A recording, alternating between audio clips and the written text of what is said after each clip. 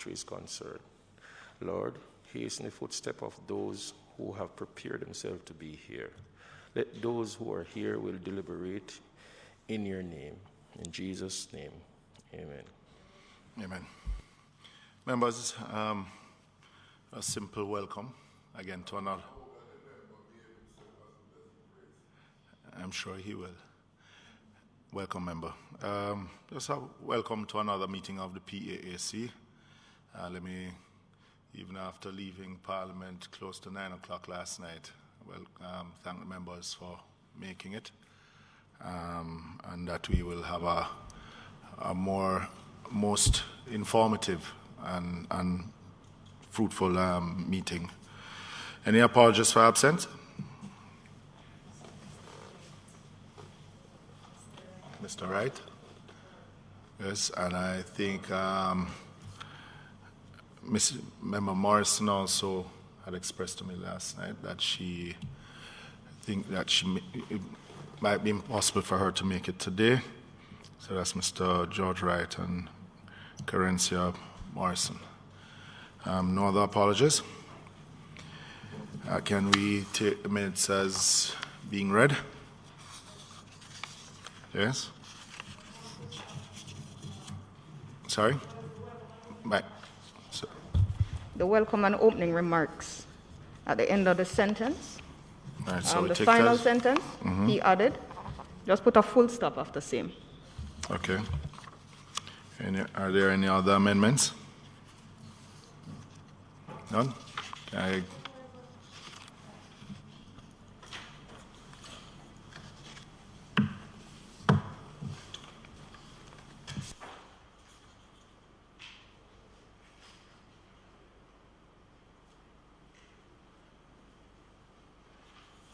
it was in relation to, I know it's on my computer, I'm not finding it in the hard copy. It was just a typo.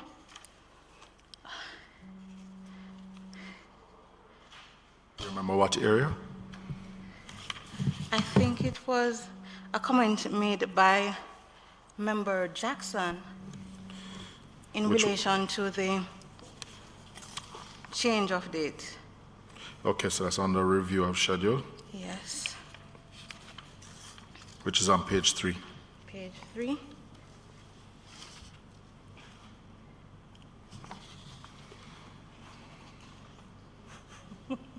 I'm not seeing it. All right, let me just quickly peruse.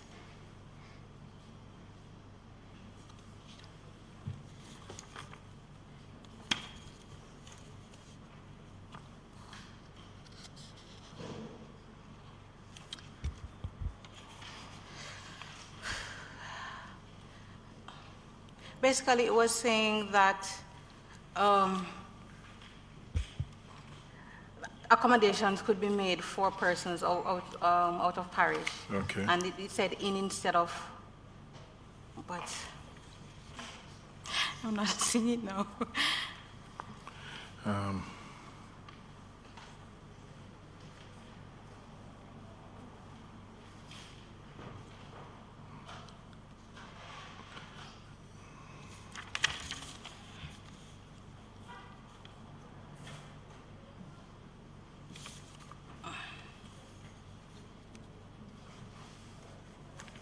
Thank you.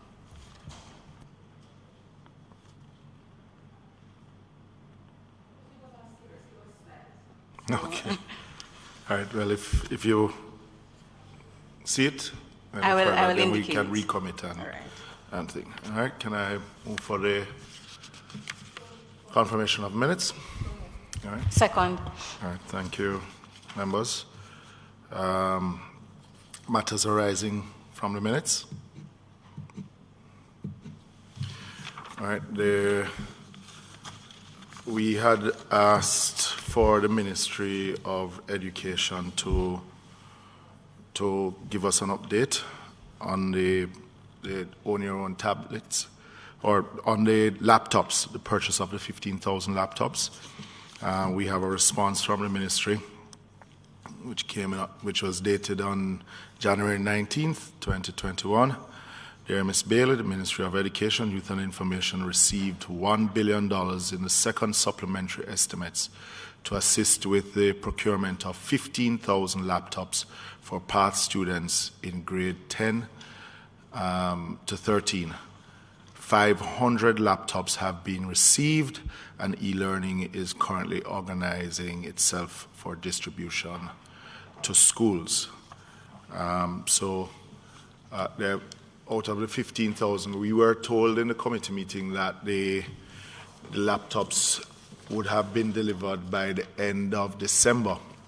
Now we are being told by the ministry that these laptops, only 500 has been delivered, and that out of the 5,000, have been delivered out of the 15,000 laptops. Are there any other?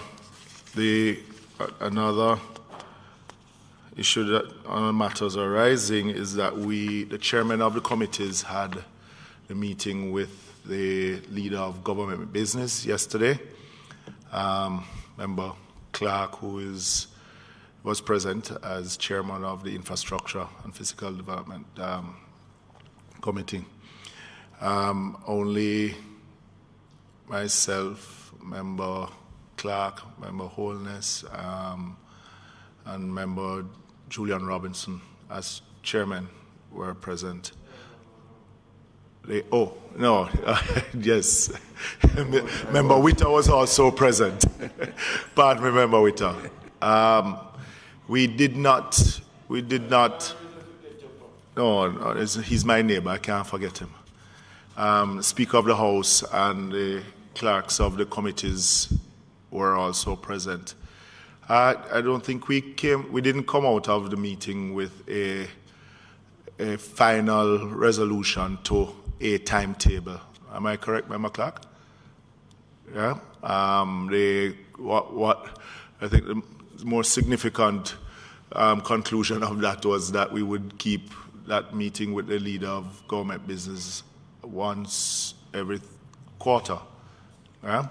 I think we still have to deal with the timetabling, the scheduling of the meetings moving forward.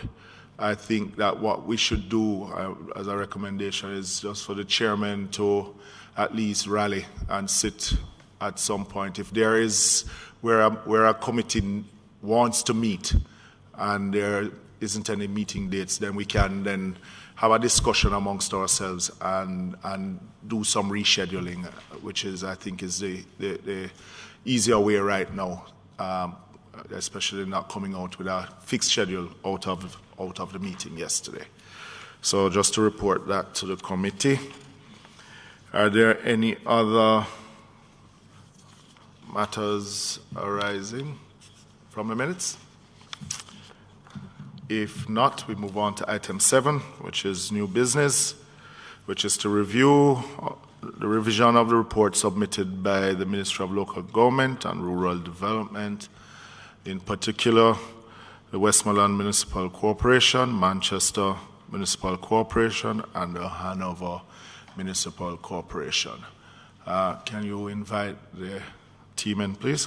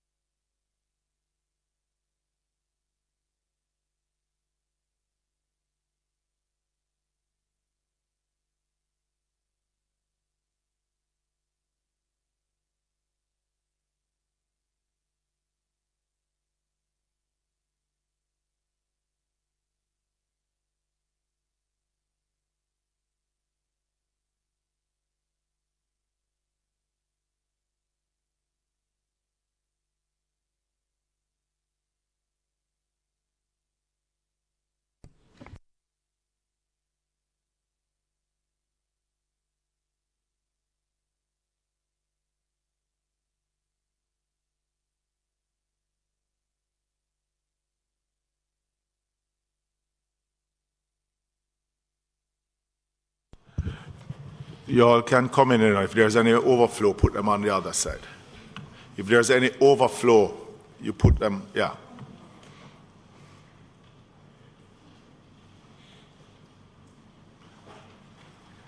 If they're not coming in, they can go up into the gallery and around there. Do we have the CEOs from all the municipalities here? Okay.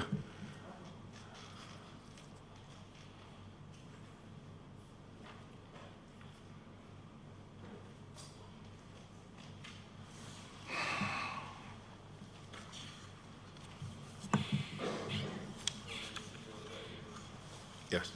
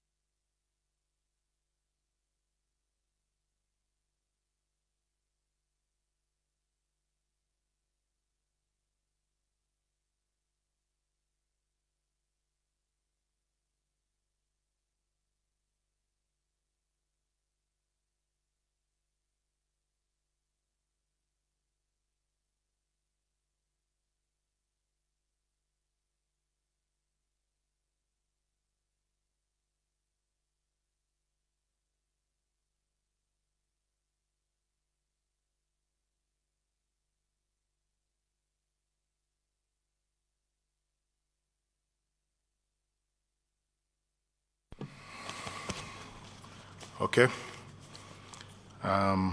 So visiting us today is a permanent secretary from the Ministry of Local Government, and it is what, Rural Development? Yeah. And we have the CEOs and acting CEOs from the 3 municipal councils, corporation, Westmoreland, Manchester, Hanover, and the team from the ministries and the corporations. PS, you have submitted a report, and we'll invite you to make your opening remarks, and then we'll have the members pose questions if there are any such. And you can introduce your team also. Okay. Good morning, Chairman, Clerk, and members of the committee. I believe it's my first appearance since this start of 2021, so let me just take the time to indicate the very best for this year. Oh boy. I'm sorry.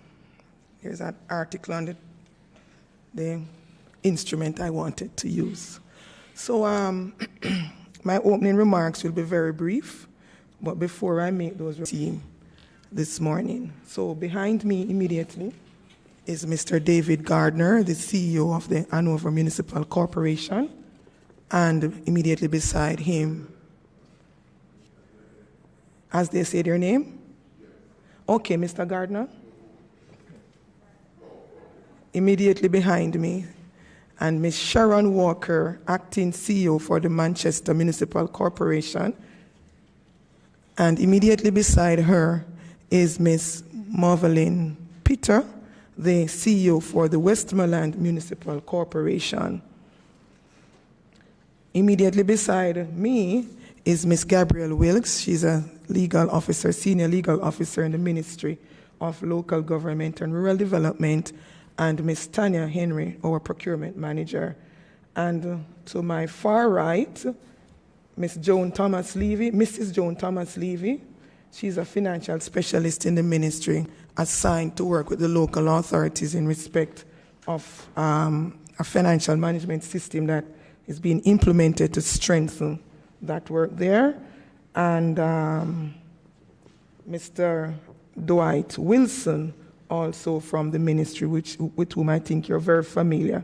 And my far right, the lady in the burgundy, is Mrs. Dorothy Prince, agency liaison and monitoring in the ministry.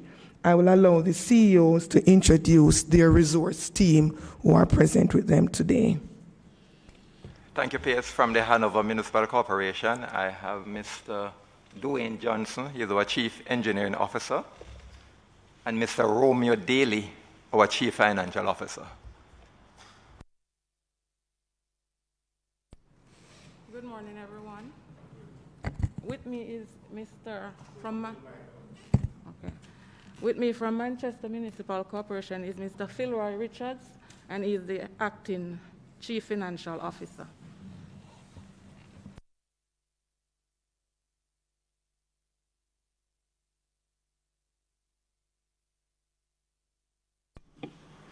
My team, Mrs. Ava Murdoch, Superintendent of Roads and Works, Mrs. Marcine Black-Jackson, Director of Finance, Mrs. Grace Whitley, Director of Planning, and Mr. Bowen, Assistant Superintendent, Roads and Works.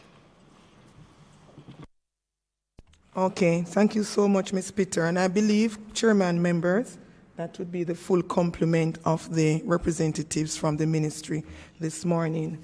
So the ministry was in receipt of a correspondence dated December 15, 2019, that asked for some specific questions in respect of the Hanover, Westmoreland, and the Manchester Municipal Corporations.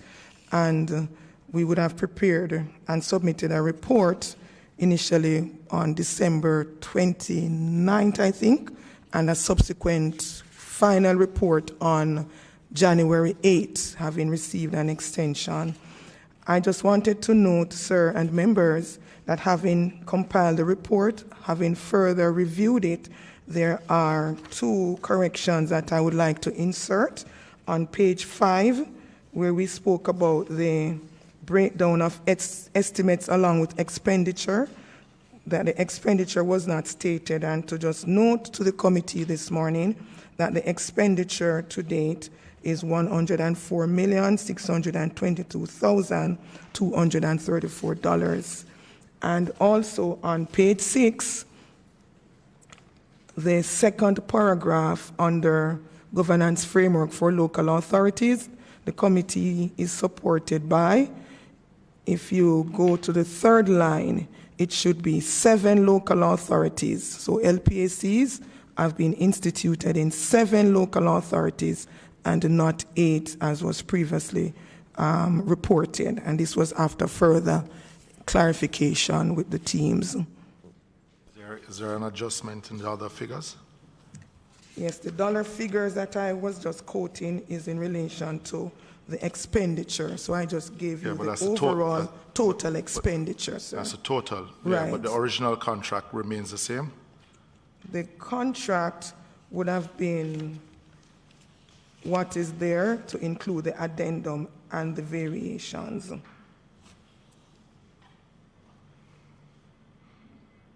Right, so the original contract is $74,884,097. Yes. Correct, with an addendum of 18 and Yes. subsequent variations of 15.9 and 11.2 for the basement and substructure. Okay. All right, thank you. All right, so that ends your opening remarks? Yes, sir. All right. I think the report, because you would have had it ahead of time, so I suppose the report would have addressed all the members, let me suggest that we just go through it as the report is presented to us, starting with the Manchester Municipal Corporation, and then we move on to and then we have the Hanover, and then the Westmoreland Municipal Corporation. So members, opening the floor for questions.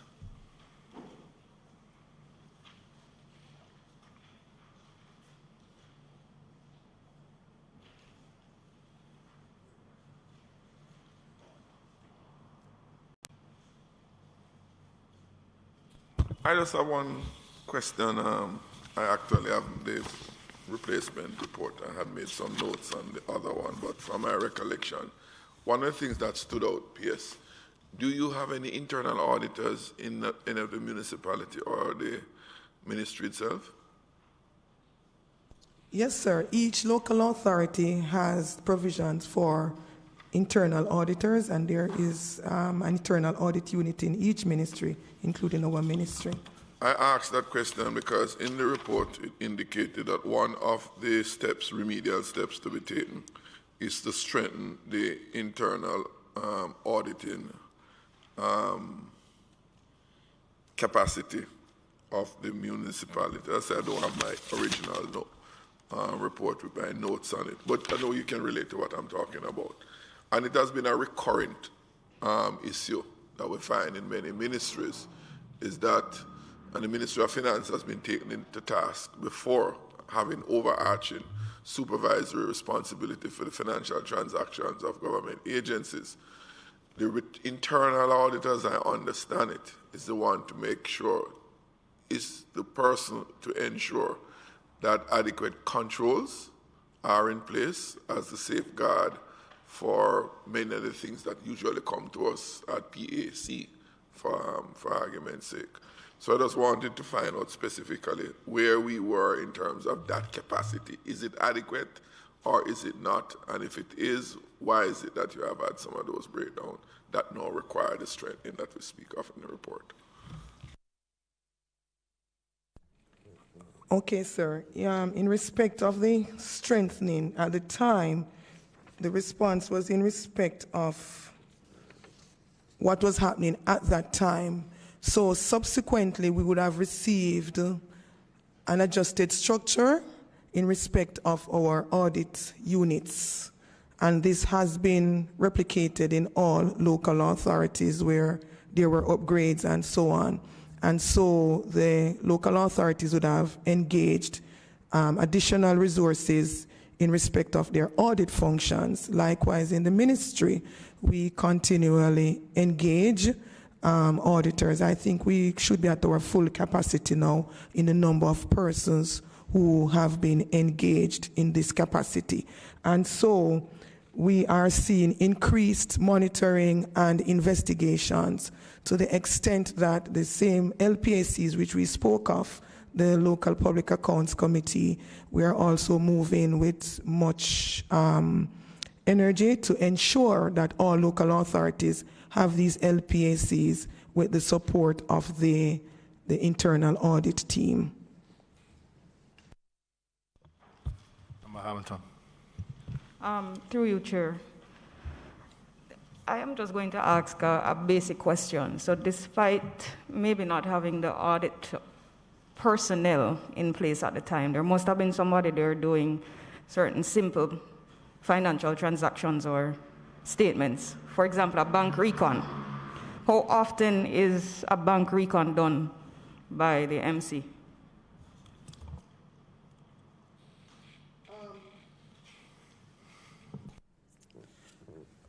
Bank recons are usually completed consistent with the guidelines.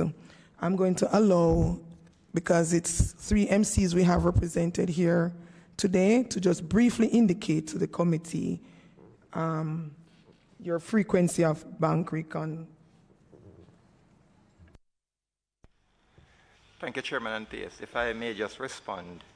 As it relates to bank recon, it's something that is done on a monthly basis. The challenge is that there are times when, due to inadequate staff at that level, you may find that there's a lag.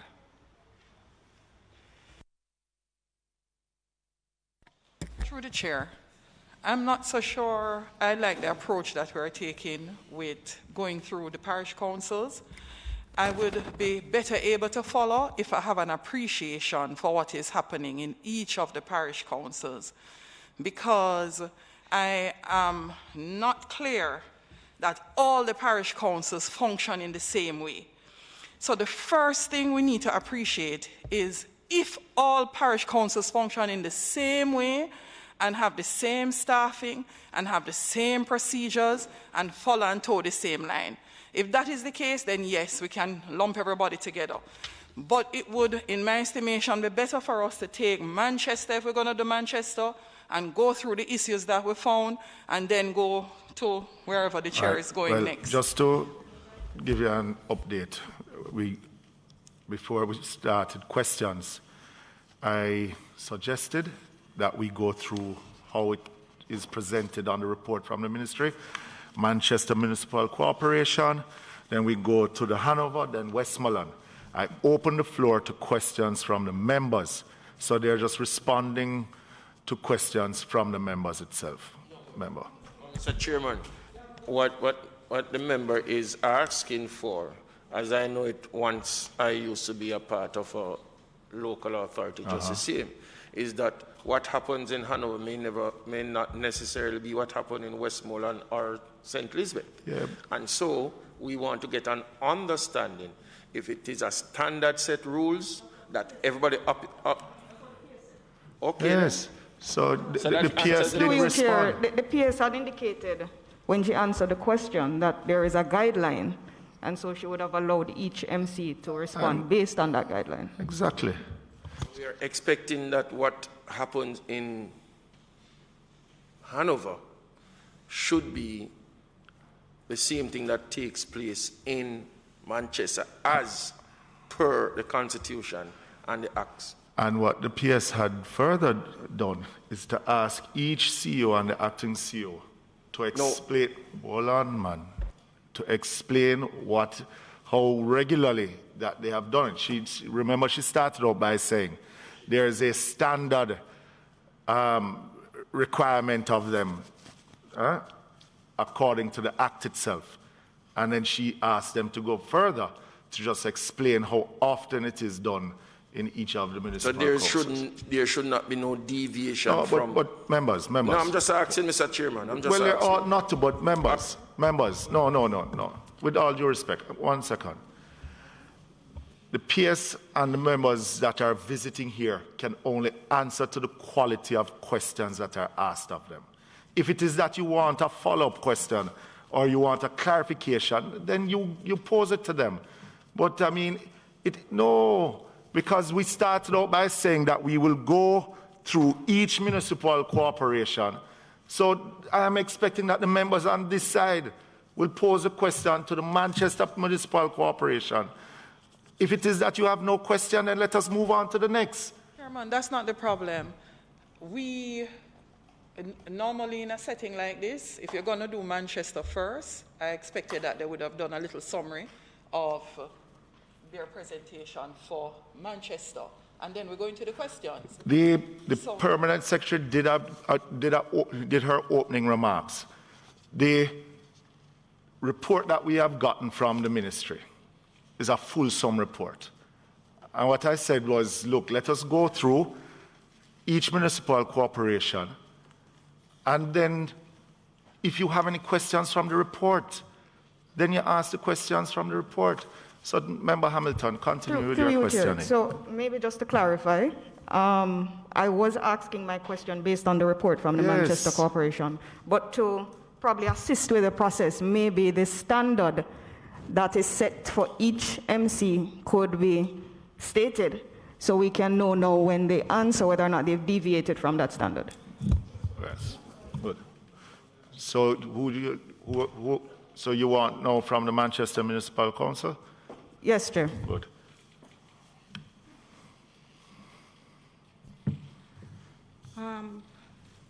Could you please restate the question? I'm just asking about the bank reconciliation. Okay, bank recons are done every month, and presently at Manchester we are up to date to November of 2020. All right. To the Hanover, or Westmoreland, sorry. Okay, bank recon. Can you bring the mic around, please? Bank recon, currently it was being done daily, but at this time we do not have a bank recon officer because we're having some challenges as it relates to staffing. So we are in pursuit to have somebody to be dedicated for that function. A follow-up to that question. Oh, you say currently, how far back you're without a staff to do your reconciliation? I think it was since October, November last year, the officer left. And therefore you're as far back as the outstanding recon. Can you give us the date of your outstanding recon? July 2019. July 2019. And if I Go may, ahead, member. you have somebody who is in charge of your finance? Mike. So only that department, how many persons you have in the department with the director of finance?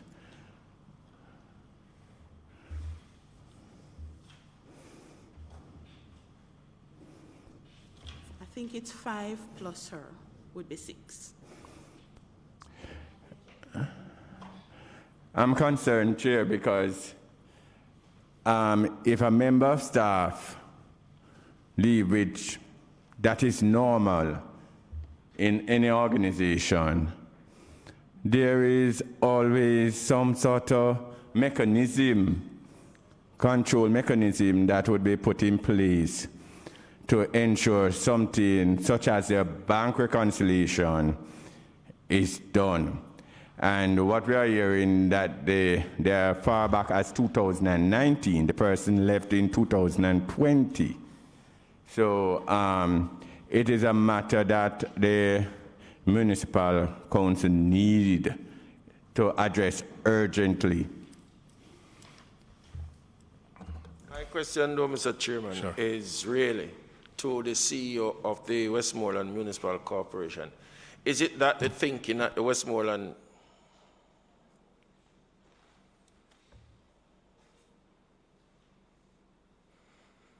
Thank you. Is it that the thinking of the Westmoreland Corporation is that bank recon is not necessary? Posing the question to me, sir? I was. Oh, please repeat your question. I will. I was asking the question. Is it that the staff at the Westmoreland Corporation, in their opinion, does not think that bank recon is necessary or is important? Not at all. The staff members at the municipal corporation believes and know that the bank recon is very important. But you made in your statement that the person who have been doing that over the years or so. No, sir, it was not over years. She started there, I think, 2019 when I joined Westmoreland. But the person got up and left October. The person left. In October? Yes. In October? October, November, December, January. I don't January. have the exact date, but somewhere there. Madam, you don't have the exact date? You don't have the exact number that works in the department, and you don't have the exact date that the person who had responsibility for that activity left, right? That's what you're saying. And member, that information can be researched Sorry? and be granted to you. That information can be researched. I would not have all of that information here today because those questions were not requested of the documentation Maybe that was Madam received. Pierce can assist the situation. The assistance I want to put out there, sir, is that given the detailed nature of the queries regarding Manchester, Westmoreland in particular, in relation to this particular matter, I would want to, because I'm listening to the CEO who is indicating that some dates she would not have and so forth, I would want to cause the investigation to be thoroughly completed. I don't know if maybe before the end of this week so that the committee can be properly updated as to the matter. Even with that, Madam Pierce, you know what is astonishing to me? Is that here you have the CEO. How long you have been in that position as CEO of the Westmoreland Corporation? 2019? Microphone, please. Sorry, I started there in 2019. It is just a situation where I find it a little bit weird that a department as the auditing or the accounting department, which is very close to you, right? That you really don't know the number of persons or you can't remember the number of persons that work in that department. But notwithstanding all of that, I think that post is Mr. Chairman. You need to get somebody in that position so that the activity, and I see Madam P.S. shaking her head in acknowledging the situation. So she understands clearly what I'm saying. Definitely, sir. I concur that is a very critical post that must be immediately addressed. Can I respond, sir? Go ahead, and remember Holness. Follow-up question, Chair, to you. Has steps been taken to recruit someone for that position? Yes, sir. We have been trying, because recently we even had somebody who was coming in on Saturdays to assist. Somebody who knows accounts, but had a different job and had to go back to that position. So we have been trying because we know that the bank recon is very important. Yeah.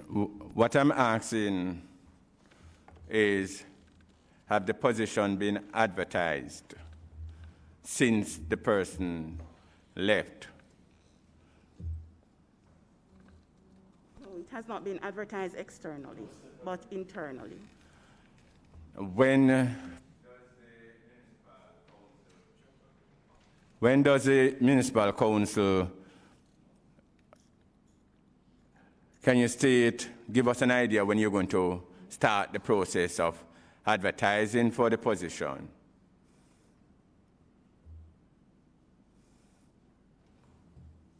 Chairman, I think that the Madam CEO should heed the PS advice just a while ago. Oh, yes. And allow that to... All right. What? Since... yeah, well... Chairman and members, the protocol is as soon as a post is made vacant, that it should be immediately advertised. And that is the policy by which all government entities are guided in respect of our guidelines. And so I will forthwith remind the CEO as well as ensure the necessary steps are taken to ensure this matter is addressed immediately. Because obviously there is some gap and some laxing that has taken place. So it is now for the ministry now, Madam PS, to ensure that this is done and the position is filled. Are you through with your questions? You through with your question? Just to follow up on my member Jackson had a question I'd asked earlier with regards to the function of the internal audit.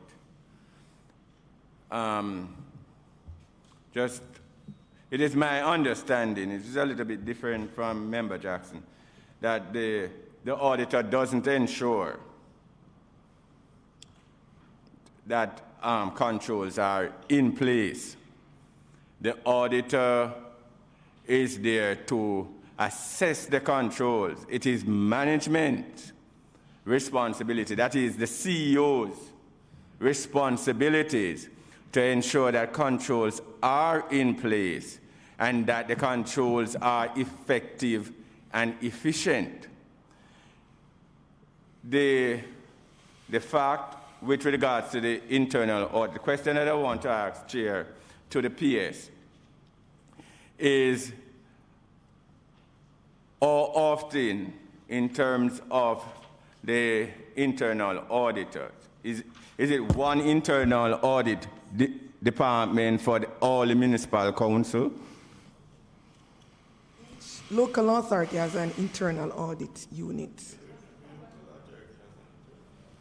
So it's not one that covers all of them, but in each local authority, there's an internal audit unit. And since the reassessment of the structure through the Ministry of Finance, they would have had some improvements to those structures. As to the specific improvements, I wouldn't have that here today, but it's for each local authority. The question that was posed was also asked of the ministry. And so I was responding to indicate that for the ministry, that there's also the internal audit unit as is consistent with all ministries. And that unit gives the oversight of the audit functions for the, well, I shouldn't say of the audit functions, but work on behalf of the ministry to do the investigations and evaluations both within the ministry and with the local authorities. But from time to time, 1 second, remember, from time to time, your audit team from the ministry would go into the corporations. How often is that done, and as an oversight, seeing what has happened in the past and part of your strengthening? How often does your internal audit team at the ministry check on the corporations? Okay. Our audit team normally checks on the investigations that I will ask to be done. But as a general principle, their work plan consists of checking as frequently throughout the year. So depending on what is happening in Hanover, they will be there. Manchester, they are there. St. Anne, they are there. So is it that we wait? So it's almost on a daily basis depending on the assignment that they have. So is it that something has to happen first before? No, so that's what I'm asking. Is there a regular, just looking at the books, going in, taking out, just an unscheduled, routinely, yeah. They do this routinely, almost on a monthly basis. But I was just trying to separate the two in that once they do their routine investigations, if there is a specific investigation, that too is done. And that would be on a daily basis, depending on what is happening. Let me pose it this way. Do you have the adequate staffing in your audit department to be able to do it on a regular basis then? Mr. Chairman, I would say yes. Principally because we are operating on a structure that would have been evaluated and determined to be the best structure to work. But of course, because there are so many different services meted out by local authorities, there is always room for more persons. But as it is right now, the ministry is at its full capacity with the number of bodies assigned to posts. No, and I find that government work in a way that it says no more than X amount of bodies in a position, but which necessarily don't mean that it is efficient enough, right, for what you're doing. And why I'm raising the issue is because I keep reminding permanent secretaries and MDAs when they come here, we're not here to just grill in what is wrong, but how it is that we can help to improve the process. So when we table a report in Parliament, we make sure that we emphasize that, look, the audit department at the Ministry of Local Government on the establishment says 15 individuals, but you need 30 to make it more efficient. And seeing that you have CDF going to the municipal councils, you have different agencies sending, the CDF requires a report every month from the municipal corporations, which in some instances are not on time because there's not adequate staffing to be able to do it. So again, I ask the question, because in many instances, I always say if a man living in a dilapidated house, him tell us that the house good. But if somebody from outside look at him and tell us that I brought them. And in many instances, it is going to take your audit department to see some of the weaknesses in the corporations. So again, I ask the question, do you think that you are able, seeing the size of the budgets and what is happening at the municipal corporations themselves, that your team at the ministry, that audit team, is large enough or is efficient enough to give you what is required of the job at hand? May I just, I think also it's along the same line, but I don't think PS, and this is my opinion, that you are able to give that answer without you giving, you'd have to tell us, have you get a man audit plan? Have you gotten an audit plan from your internal audit unit annually, which would have had all the areas that they would want to audit based on a risk assessment, how many man hours it will take to do all the audits, with how many man hours available, net man hours available. That is, you would be taking out vacation leave and all that stuff. Have you, as PS, received this from your auditors annually? Because if there's a gap, the auditor would report that there are gaps in terms of the risk profile that he would have assessed and areas that need to be looked at, and so that a decision can be taken whether you need additional staff or you just need to core source for this particular year. Have you received an audit plan? Yes, and I'm going to also use this medium to just indicate that I believe we have a very excellent audit team at the ministry, led by Mrs. Onidine Lawrence-Jack. I really want to highlight that, and to just indicate that my response is also going to be in respect of the fact that we also have, or had at the time, 5 agencies, now 7, in respect of the portfolio entities. So they not only support the ministry in respect of the ministry itself and the local authorities, but also these agencies. So yes, members, Chairman, there is a gap that we would have observed from the review of these audit plans and the risks that we are seeing. However, given the situation in respect of the allocation of resources, we utilize the resources as we see and allocate them to the areas that we believe are most in need of it. And so, yes, there are some areas that we would need to close out. Okay. What I could give the committee guarantee is that I will discuss further with my CIA as to the specific numbers that maybe would be useful to the ministry to really do it on a more consistent and routine way, as the audit plan would have indicated is the best way for it to be done. That's what we would like to hear from Member Holness. Since my hand was up, a lot of discussions have ensued, parts of which, but let me make an effort to go here. I want to be able to, well, looking at the reports, I got a sense that some of the severe weaknesses in parish councils existed some time ago. And I would presume 4 or 5 years ago, well, more than 4 or 5 years ago, Manchester looks like it would have been under the previous government. So quite a while ago. I'm not so sure why it has taken us such a long time to be in this place to review. So I know you would have had some improvements over the time period.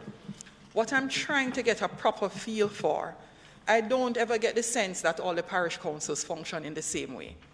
I actually don't get the sense that the parish councils sometimes function in the way central government functions, with some of the levels of controls and oversight that exists at the central government level. So I'm going to go back to trying to determine and get an appreciation. As a permanent secretary in the Ministry of Local Government, are you in a place where you're able, like at the drop of a hat, to assess that this parish council is up to date in terms of its accounting records, the bank records are up to date, we have adequate staffing, the controls are strong, when we have gone to do an audit, they're functioning well. So you can almost not take them off the stove, but put them on the back burner. And another parish council that is way at July 2019, which already is highlighted as being deficient in the report because they're being pulled here to PAAC, is still in a place that it is deficient. So that is where we will place our focus first, so that we can get that parish council up to scratch. Is there a process underway in that regard trying to assess where the weaknesses are in terms of administration, and having the ministry providing that backup for the municipality so that you're able to get them where they are. And I'll go further. One of the deep concerns I have, especially when I looked at Manchester Parish Council, in audit world, in accounting world, when people collude to steal, it's hard to find out.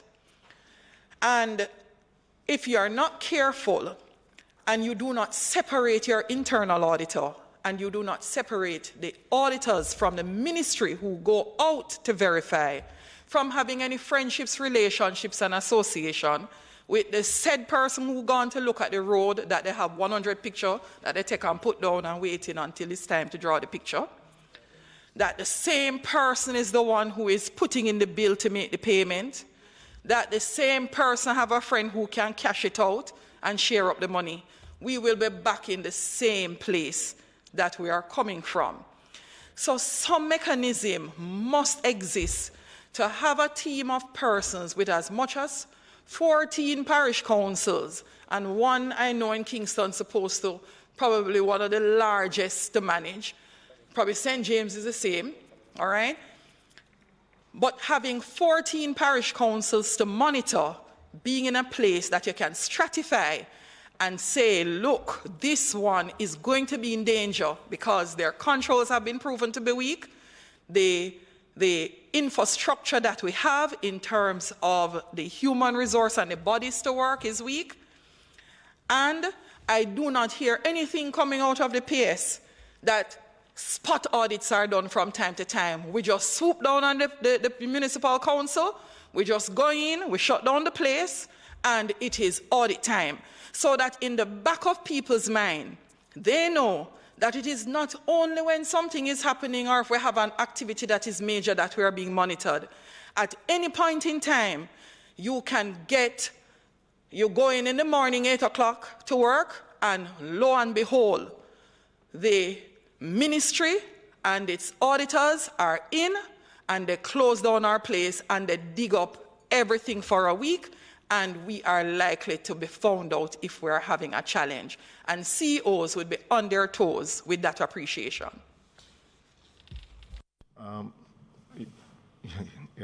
Sure.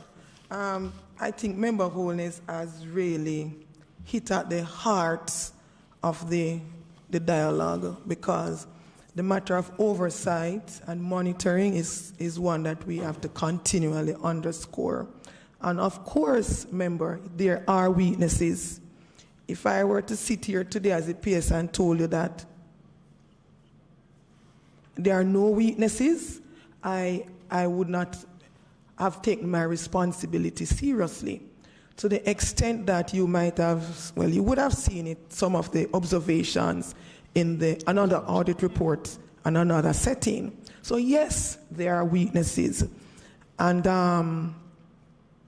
the ministry too has some weaknesses. And I can't say that we have not improved over time. There have been some improvements, but there are still areas where we can improve. And this is in terms of the frequency, the kinds of reports that have been generated. For this year going forward, the charge has been given to our internal team that we don't just want you to review the minutes of these meetings or the records, but you must now document in such a way that you indicate what are the recommendations. And I'm not just talking about the audit unit now, because we also have different managers in the ministry who the charge have been given to them to say, listen, for each area that you reflect at the ministry, because the ministry exists because of the local authorities. So each area where you reflect, you really ought to be examining those areas and ensuring that there is compliance, and where there are weaknesses, that these are identified and the recommendations made for the kind of interventions to be undertaken. So member, I agree, yes, there are weaknesses that we still need to work on. You spoke about the issue of spot audits. Yes, from time to time, the team will do spot audits in order to unearth some of the areas that we are seeing. And I believe there were at least 2 situations that our internal auditor would have brought to our attention just by doing spot audits. Member Clark. Mr. Chairman, I continue to hear the word oversight. Let me ask a question. Through you, Madam PS, the LPAC, how often does that committee meet, if it meets any at all, in the 3 parish council? And explain what the MPAC is. Local Public Accounts Committee. No, just for the general, for the other members who may not understand.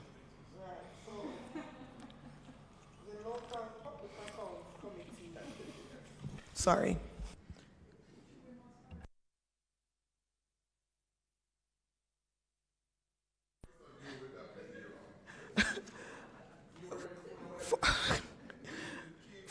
For the record, members, I am parish council too. Yeah. I don't know, many of you know that I served in the St. Thomas Parish Council for over 7 years before I came to the ministry.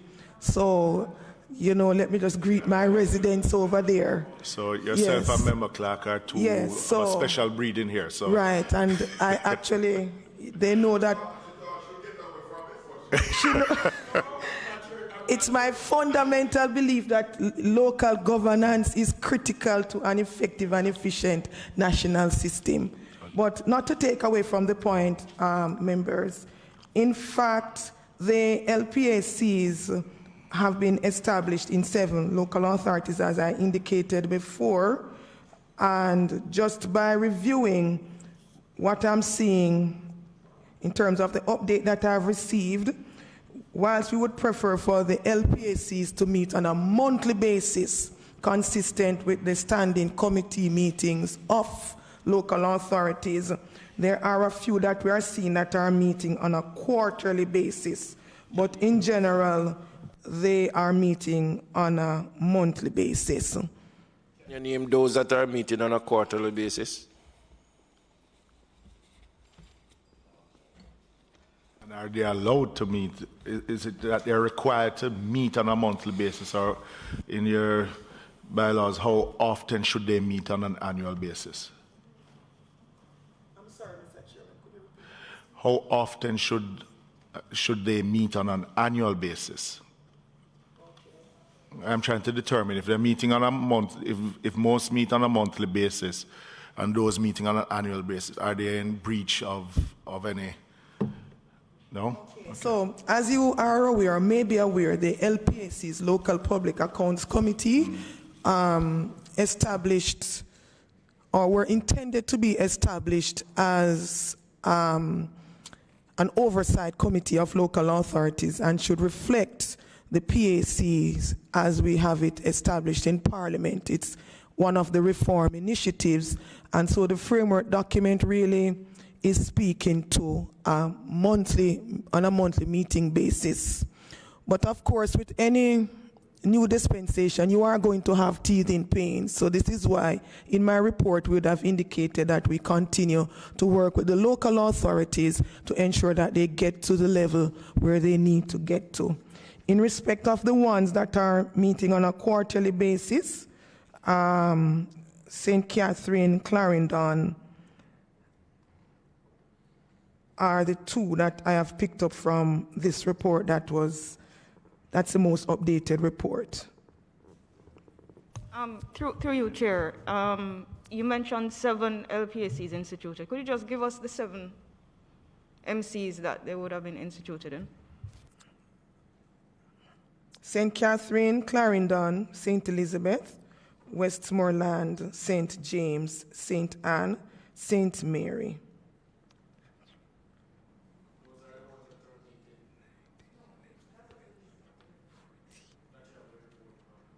Right. So all that I have reported on would have been those that are established and that are meeting, whether on a monthly basis or on a quarterly basis. So, Mr. Chairman. All right, go ahead. I want to get clarity, Madam PS. These 7 have found it necessary to establish their LPAC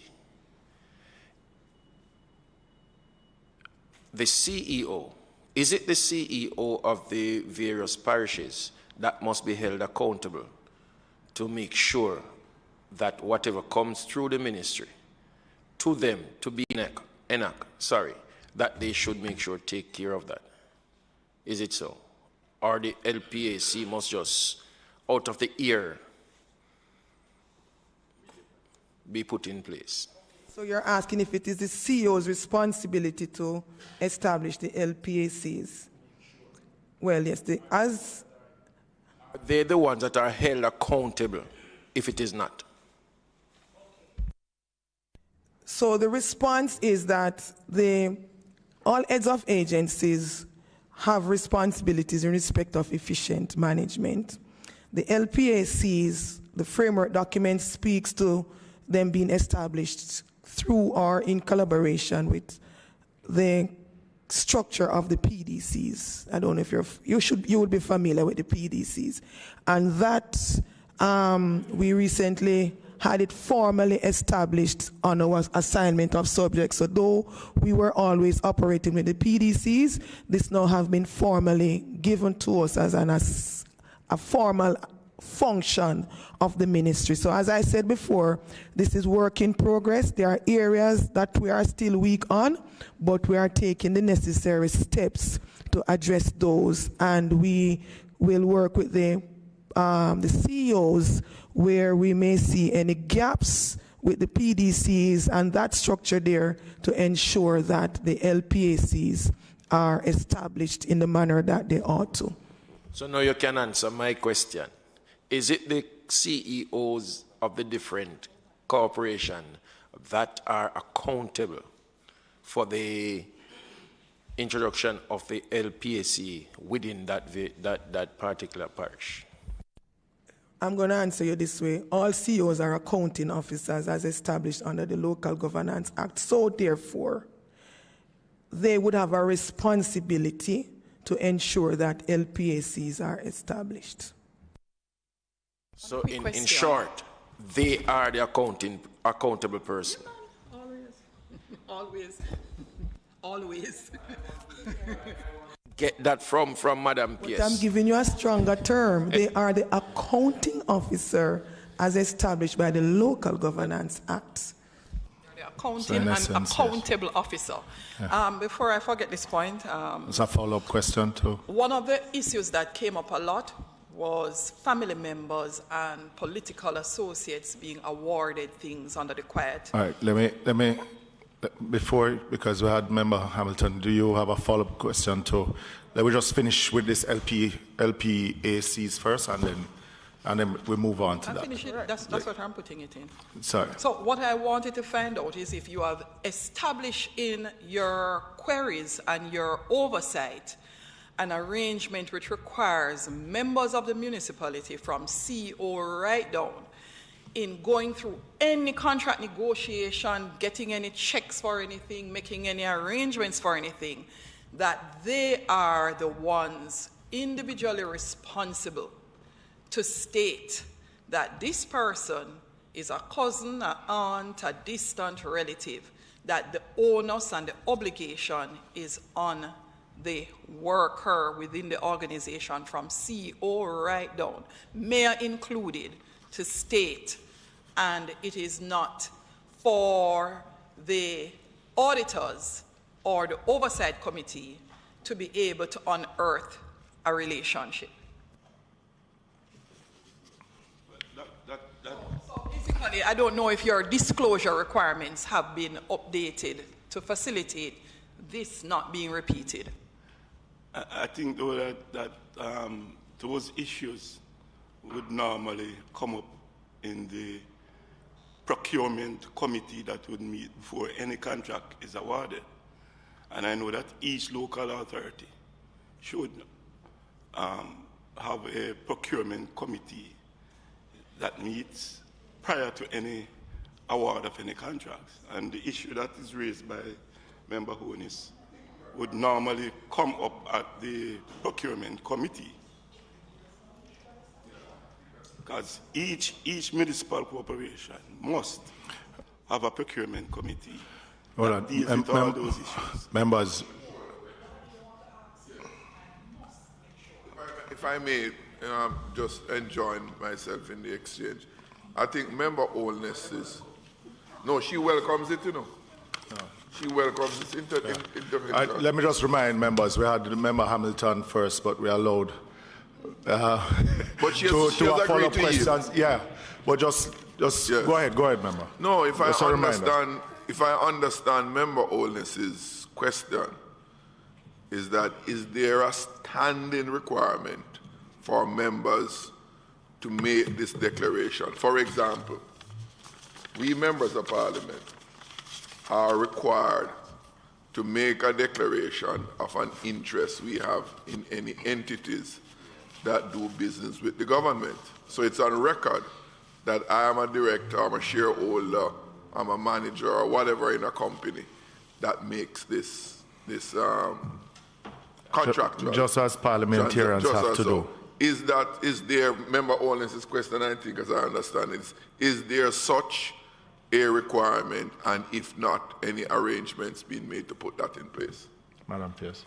I want to be clear as to the question. I'm going to ask Member Jackson to just repeat his question because I'm picking up also. Pierre. We are Member Owens' question, which I am joining her on. Is there a standing requirement that, for example, and I use the example of members of parliament, is there such a requirement for each member of the council, may it be mayor, councillor, elected member, or man? And the answer is yes. Yeah. Okay. Yes.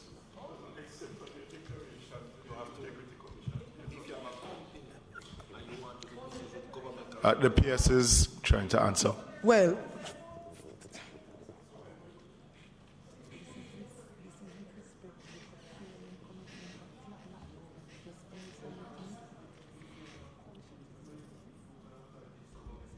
local authority, I'm not even too concerned about companies, you know.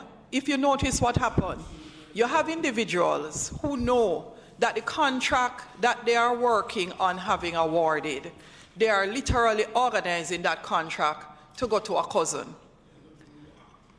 But if they have no requirement to disclose such, then it will just remain quiet, and then afterwards we'll hear that the reason why it happened is because all these contracts were under 500,000 and the cousin had a different last name, and so nobody knew that they had such a close relationship.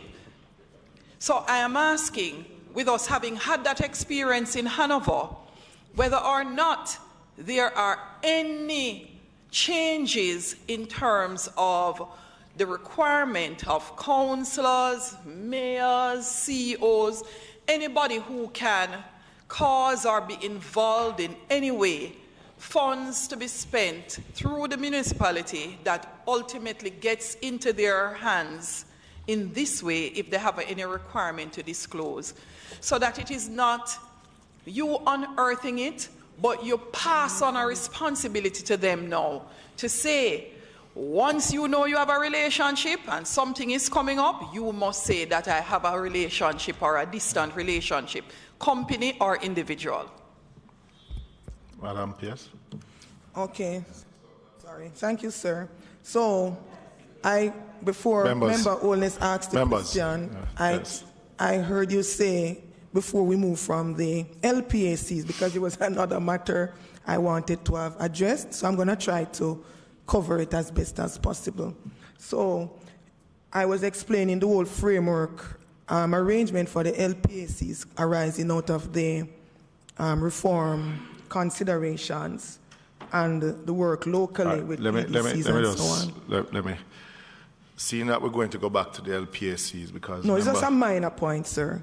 It's measuring that I want to know, indicate specifically that having had that arrangement, then the Local Governance Act of 2016 as reported in our report, that it's a standing committee of the local authorities. So council shall appoint a LPAC as established under the Act. So I just wanted that to be clear, and as such, CEOs would have a responsibility as a accounting officer. So we'll get back to that substantial point, but just answer the question and so that we're not all over the place. Right. So. And then there was you want me to go to Member Honey's question? So in respect of that, members, I believe that consistent with the Local Governance Act, also has set out here, each member of council would be required, if they are going to be engaging in any such transaction, to declare their interest, and if they are to be engaging in business,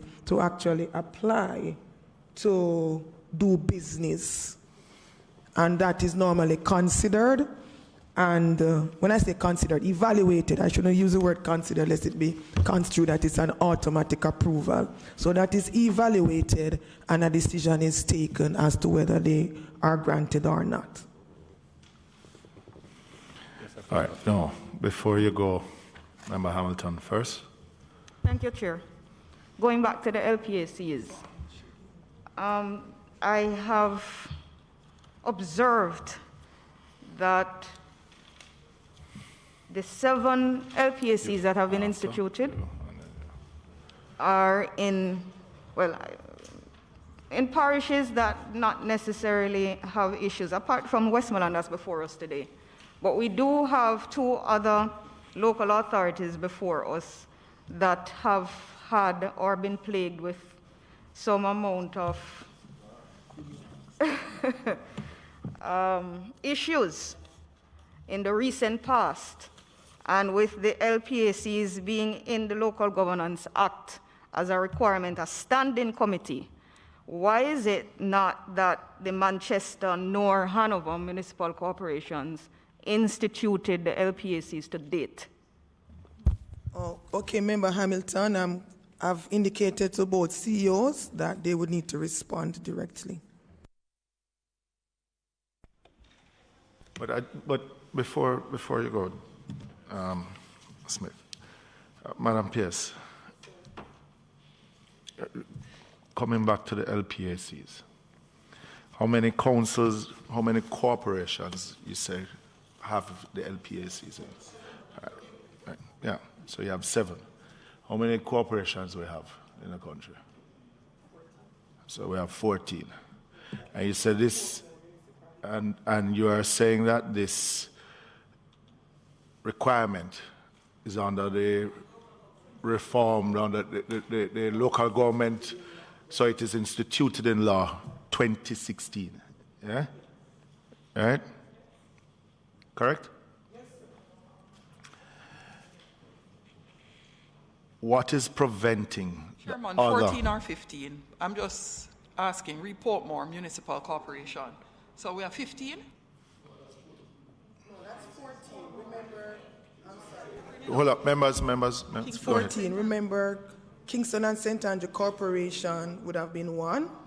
So with Portmore City Municipality, that now makes it 14. Okay. So with KSAMC, it's 13, but with Portmore City Municipality, it's 14. So what I'm trying to establish, what is preventing the other 7 from putting in their LPACs?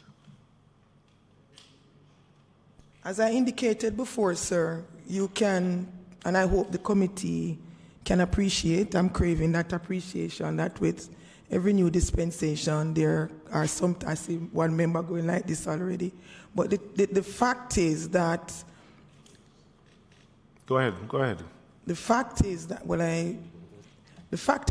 we are still working with the local authorities to ensure that all of them are instituted. But with all due respect, Madam P.S., if after, 5 years? We're in 5 years now, and that there are no sanctions for the municipal councils for not... No, definitely, because, we keep on coming to this point whenever we have a crisis. Something comes into an act, and it cannot be left that there's no oversight from the ministry to ensure that these LPACs are formed. So what is the time frame for the other 7 to have these LPACs in place? Okay, sir. So I'm going to answer the first part. Please. First. Because remember, I had indicated the arrangements through the PDCs, and so just to indicate that the chairperson presiding at the meeting shall be appointed from the non-council membership. All right. All right? Give me the makeup of the LPACs then. The LPAC would be constituted at 1/2 of council members. How many council members? Pardon me? How many council members? All? No. It is to consist as determined by the council. Notwithstanding the section above, 1/2 of council members and 1/2 non-council members, or 1/3 each from the majority and minority members of council and 1/3 non-council members, and shall not include the chairperson, deputy mayor, the person who presides at the meetings of the finance committee, or the chief executive officer. And in every case, the chairperson presiding at meetings of the committee shall be appointed from the non-council membership. So which is why I was making the point about the PDCs, because it is that structure right there. But you and I know that is not all PDCs function. Yes. So what next then? So this is why I was saying to you and to the members that I would answer the first part first because of that challenge, because you asked what the challenge was. Yeah, but so... And I don't see it as a challenge, you know. Mm-hmm. I don't see it as a challenge. Reason being, if something not working, then you go to the second best. Each parish have a chamber of commerce, you have lay magistrates, you have different organizations, you have service clubs where we can pull persons from. Yeah? And I find it a bit disturbing that this is supposed to be an oversight so that some of the shortcomings that the corporations may meet, that we sort of, that they no longer happen. Yeah? And I am happy that this is in the overall structure of the ministry and the councils, corporations. But, Madam Pierce, it'll take too long. I agree, sir. And I would just have the committee to be aware that... You shouldn't feel comfortable to tell me, say you agree. But is the truth, sir? Yeah, but, it is a take too long. But after 5 years, it disturbs me. Taking long. And so what I'm certain of under the leadership of the minister, that he would have also been taking steps to have it. So give me a time frame then. And so I just want to indicate to you, sir, because you made a suggestion about chairmanship from Chamber of Commerce and so on, but the law is actually saying that for the purposes of this section, the non-council members shall be appointed from amongst persons nominated by the PDC. All right? So I just wanted to put that out there. So that is why it would have been going that way. But as you're rightfully saying, sir, and I can't say yes, it should be, or disagree with what you're saying. That is why I have to agree. The matter of it being long awaited is true, and I remain committed to indicate that we will continue to work with the relevant stakeholders to ensure that structure is addressed so that the remaining 7 are also established. I see 2 solutions out of this. Because in this house, whenever we find that there are walls in front of us, we find a way to get over it or around it. Yeah? To make the system work when it is convenient. Yeah? But also an opportunity for the ministry, which the PDCs themselves somewhat fall under, for you to at least put some energy in helping to strengthen these PDCs. Yeah? And I'll leave it there. No. Hold on. Member. Yeah. Thank you, Mr. Chair.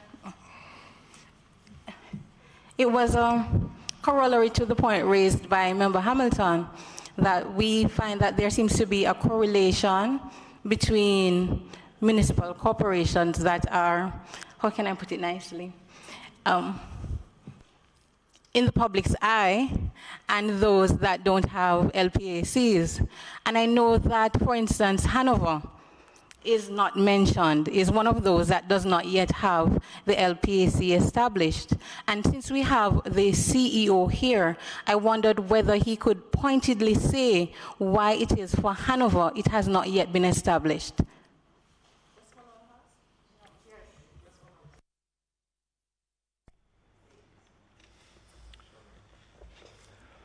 Okay, Chairman, the matter of the LPAC is taken quite seriously in Hanover because we see it as very necessary. The challenge that we have had, as the Permanent Secretary has highlighted, from the Local Governance Act, it requires that substantially the membership be composed of representatives from civil society, which is led through the PDC. We have had in Hanover challenges with the PDC functioning on an ongoing basis. About 2 years ago, we were able to have the PDC up and running. We had started to engage them very closely. For one of the things that we tend to do is to co-opt members of the PDC on committees of the corporation. Unfortunately, Chairman, the PDC has broken down again, just as we're looking at our LPAC.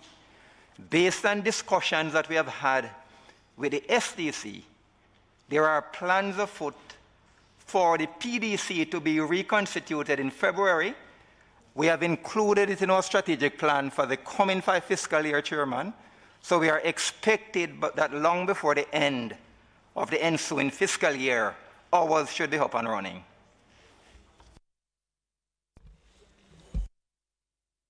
Member Clark and then Mr. Chairman, Jackson and Hamilton. Sure. I find it very difficult for Mr. to digest what Mr. Gardner just said. 5 years, and you're still having challenges, and the ministry does not know about the challenges that you're having in regards to your PDCs not in place or grinding to a halt, that you cannot put your LPAC in place. It can't be, Mr. Chairman. It cannot be. And I was heading down the same road when you stopped me, when I asked, is it that the CEOs are held accountable? Madam Pierce said that they are the accounting person, accounting officer. Yeah. But that's not what I wanted, because here is a situation that we have before us, and persons may think that we are even halfway through this meeting. We are not. And we might have to bring them back here. Because, Mr. Chairman, I want to know, after 5 long years, Mr. Gardner is saying to us he's having challenges. If you are having challenges, make it known 1, 2 years, 3 years, and so PS would be able to say to the lawmakers that we are having a problem and this is what we need to do by virtue of them advising us so that we can assist them. But we're not getting that. So I can't understand how Mr. Gardner now don't tell we. Yeah, but let me ask you though, Mr. Gardner, or Madam Pierce. Madam Pierce, the PDCs, if my memories, ought to be registered with the Provident Society as a Provident. Okay, sir. Which is posing some of the problems for some of the PDCs to be constituted? Yes, sir.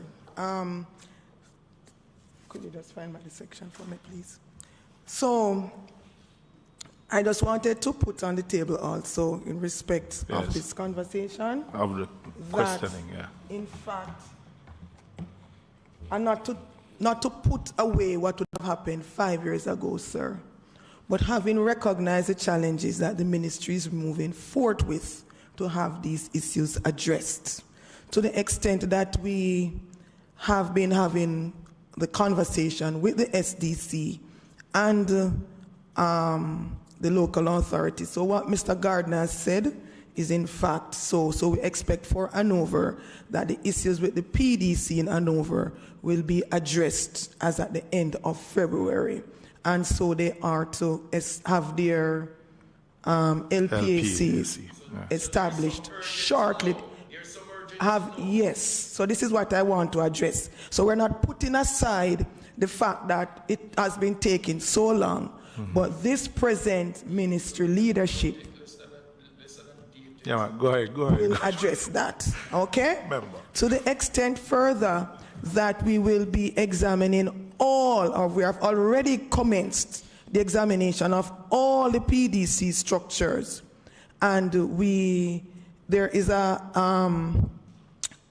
what should I say, the route or the planned activity for the PDCs also to meet with the leadership of the ministry so that we can ensure that they appreciate exactly what it is they are supposed to be doing. Mark you, in last year with COVID onset and so on, it created a little challenge for us because only some would have been able to facilitate an online arrangement.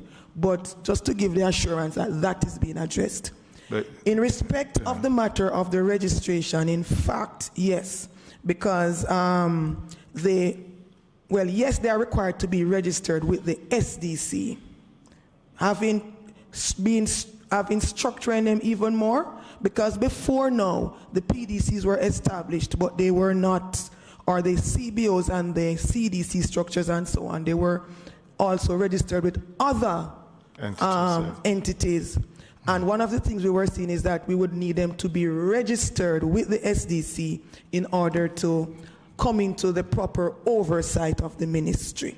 And so, yes, there's a nuance, I believe, that we have examined up to yesterday in respect of being registered only with the SDC as with other entities such as societies of that group and other charity organizations. So they have to be registered as. My question, the answer is no. So they don't have to be registered as a Provident Society. To be a CDC, to be a PDC. PDC. The structure that we are looking at now, yes, they should be registered because they remember. Chairman. So I'm asking you if that is part of the reason of the shortcoming. On a point of order, Mr. Chairman. The PDC is made up of the CDCs, members from the CDCs. Yeah. All CDCs are registered with SDC long time.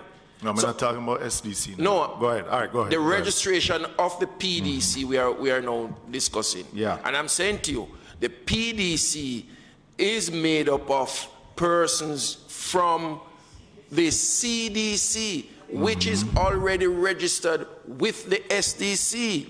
And therefore, I find it difficult to buy into what is being said now because the CDC/PDC are local members. It's like a jury. So what is the weaknesses in the registration? Why? Chairman and member. Mike, please. No, I'm not saying that is not a weakness, but I want to address, because accountability needs to be strengthened. I'm sure that you didn't realize that a former councillor would be treating one the way that he is. Go ahead. Go ahead, Madam Pierce. Go ahead, Madam Pierce. So, I want to put it out there. Accountability is one of the I want to put it there. We really want to ensure that is enhanced, okay? But in respect of the CDC arrangement with the SDC and the PDCs, with the new legislation, even though they are registered or they would have documented themselves with the SDC. With the SDC, there's a requirement in law for there to be a registry. Okay? Yes. For that registry to be established, we looked at a framework as to what that could be based on the fact that what you were now seeing, because remember PDCs were operating and they didn't necessarily get an allocation. So they are now getting an allocation, so we have to streamline all of that. So one of the proposals that was on the table was that they should be registered with the SDC only. And so, based on the consultations, what we looked on, even as late, you would say late as yesterday or early as yesterday, we looked on the fact that ideally CDC should not just be registered with the SDC for that credibility across the board, but with other registering bodies. So this is where we're at now, to ensure that that same accountability is seen across the board. And but why not just have them registered with the register office, company's office, as a non-profit organization like any other non-profit organization? I mean, Chairman, if you might indulge me. You know, if you might indulge me, Chairman. Instead of having them registered with multiple other organizations who doesn't have the staff and the oversight to monitor an entity like that is getting government resources. I mean, but Chair, just to even add to your point, if they're not functioning now, how are they going to even register? It's not a youth club. I mean, them getting government resources. I mean, just a suggestion. You know, yes, no, man. I know. Before you answer, I didn't think you're not helping me, sir. But before she does, remember Hamilton touched on it in a sort of a remark just now. Let us be frank. At least all of us. I don't know about the newer MP, but those of us who have been MPs for a little while, I'm aware of the old CDC structure, and for years I was Minister of State in the Ministry of Local Government when the whole concept developed back then and come forward. And the whole intent was to have people more involved from the community level come right up. It's a means of empowering citizens at the community level. So you have a citizen that start with the Citizen Association, the youth clubs, and all the other workers and community group members. It's about empowerment.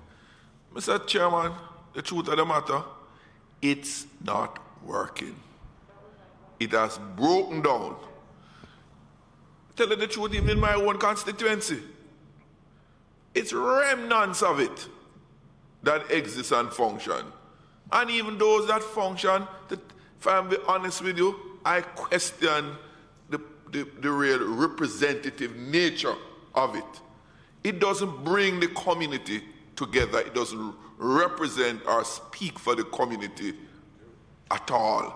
It's like a skeleton of its original being. So what I think the Ministry of Local Government ought to have done and be more focused in doing is to do a review of that structure. You can document the effectiveness or non-effectiveness of it and to develop some alternate approach to achieve the goal. Because the goal is noble, you know.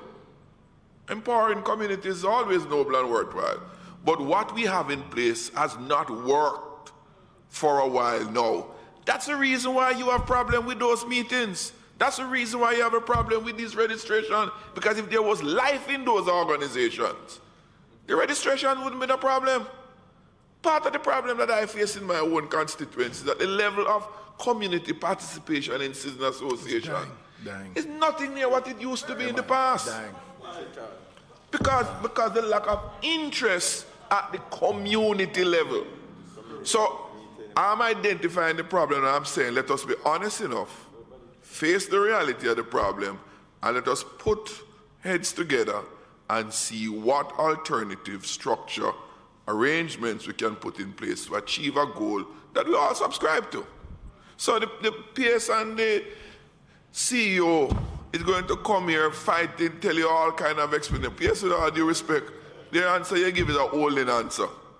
And I was going to agree with my good friend Eroy, though I find it difficult that, but you know what he said about giving timeline for this, you know, it is exactly what I would say. That means he's growing and he's learning, Chairman. But, you know, PS, I sympathize with you. Right? It's not much that you can do. It requires a lot of political work. And when I say political, I'm not talking partisan political work. The political leadership at the ministry, in conjunction with the parish council and other groups outside of those to relook at it and do better on it. Chairman, I just want to say, to say that Member Jackson's point is well taken, and that's the point I was making. That as we speak, the leadership of the ministry has already commenced a review of that, and we're presently looking on all the PDCs across the board and to come up with a suitable decision. We're going to close off this section now, Member Hamilton. I agree wholeheartedly with what Member Jackson just said. And it is one of the areas that I wanted to highlight as well. But just to add, based on what you were saying before, PS, in relation to the function of the PDC and the municipal corporations, clearly, instead of trying to address the issue of the internal weakness of the PDC, it would appear as though a rubber band is being applied. And then that is why we're having this new entity set up now, the LPAC, is to duplicate what the function of the PDC would have been within that structure, in quotes. Is it that the functions of the PDCs will also be reviewed to ensure that there's some form of rationalization? A comprehensive review of the PDCs will be looked at. And just to indicate to members that with respect to the LPACs, I would just direct their attention to section 38, subsection 5 to 7 of the Local Governance Act of 2016. All right, I'm going to ask you, when you're sending the report on the status of the other 7, that you send us a copy of that section that you're asking us to read. All right? Would appreciate it. All right, members, is this on the same? No, he was actually before, but go ahead. Chair, I don't want us to lose the point how we got to this LPAC. What we were talking about is accountability, governance, and it is the LPAC was enacted to assist with the governance process. But what happened to management, which is the first leg of governance, the CEOs, the chief financial officers?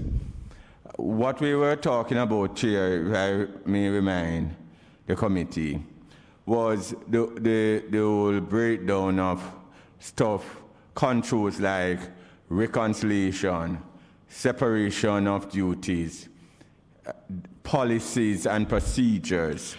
All right. I would like to hear, Chair, from the CEOs that are here, an evaluation of what they now have, to give a report on the controls, weaknesses if they have it, and where they have strengthened their controls. All right, before we ask them to answer, just to get back on track, there are 3 municipal corporations in front of us that we ask some particular questions about also. Yeah? It is now 12 o'clock.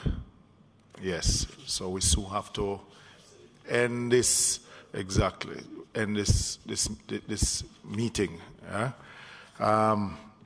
So coming out of this report, we see where there are weaknesses internal and there are lessons learned. And I was going to say, because it is not a matter of just the individual 3 corporations, but right across the board to all 14. So I was going to, before you ask the question, to ask the PS who before had said that she can't give us the exact strengthening that has taken place, but I wanted her to give us at least a committee report on some of the initiatives that the ministry has instructed the corporations to do in strengthening their oversight, internal oversights. Yeah? Be it, and this is not just to do with the 3 municipal corporations. but right across the board, because I'm sure that it is not just these three that you have asked to do such, all right? So that we can have a better understanding of what it is that was there before and what it is now that you have put in place to do some of those strengthening.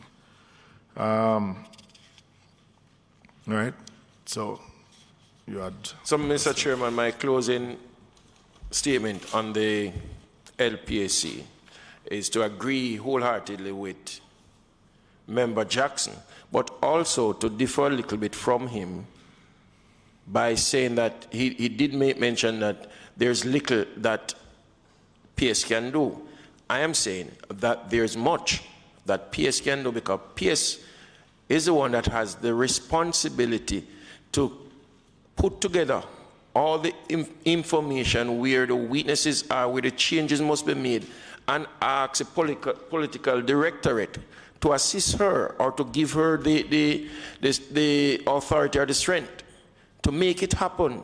So really and truly, PS has a lot to do if we are going to make the change, if we are going to transform. All right, so Madam PS, you will give us that report on the LPACs and the CDCs, PDCs, all right?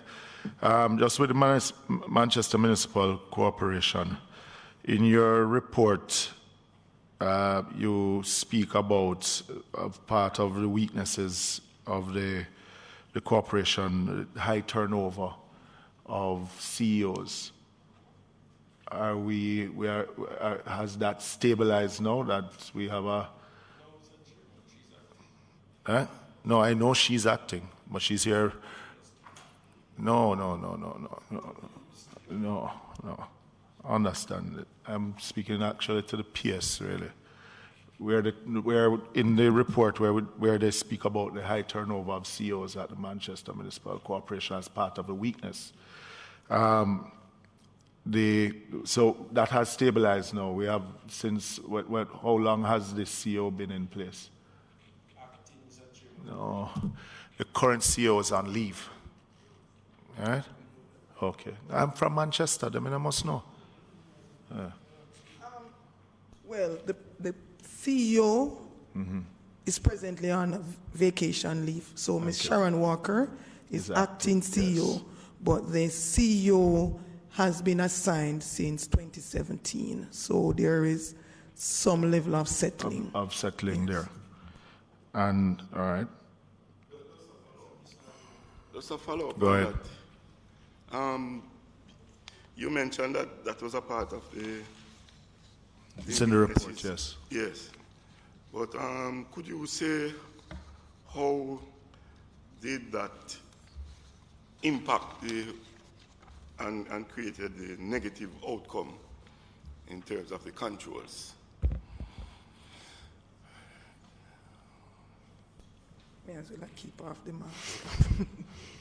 Okay, just to indicate that, like with any management structure, or before I go there, just to remind the membership that the assignment of officers to the local authorities is not the purview of the permanent secretary, but of the Municipal Services Commission, okay? Mm-hmm. So that is something we have to put out there. And based on our interaction with Manchester in preparing this report, it would have been indicated that over the time, a number of CEOs would have been reassigned for more than one reasons. So like with any management structure, there is some interruption in continuity, because you know that curve that you have to get to know what is really happening and then to address those issues. And the takeaway I had from that consultation was that by the time that CEO would have settled down to address some of these matters, then there would have been a change. So there seemed to have been a gap created. But given your experience in the local authorities, what do you think would have caused 7 persons to be transferred within that short period of time? What do you think would have caused? that kind of changes within that short period of time? What's your impression? I could review the record, but you're asking me what I think. And the only response I could give is that the Commission, in its best judgment, would have evaluated the situation and made a determination as to what is the best fit for the corporation at the time. Okay, but that seems to be poor judgment if it would have created such problems. Remember, it's a unified service, so perhaps they would have looked across and see and made some assessment. But I couldn't speak to it specifically in this forum. Any additional questions on Manchester? Yes, Chair. There is one particular question in relation to some reports. PS mentioned some other reports coming out of the corporations, and one particular one was in relation to the pilfering of water for the water trucking business for the local authority. There are allegations that truck drivers are selling water to residents. I don't know whether or not anything of that nature you're not aware of. No, there are some just general reports coming from the municipal corporation in relation to pilfering of water. Are you aware of it? I have not received such reports, but having heard this, I would say to the member, if she has any report to give, investigation. Speak to the PSO. Yes. All right, will do. Yeah. Any other questions on Manchester Municipal Corporation? Member Clark?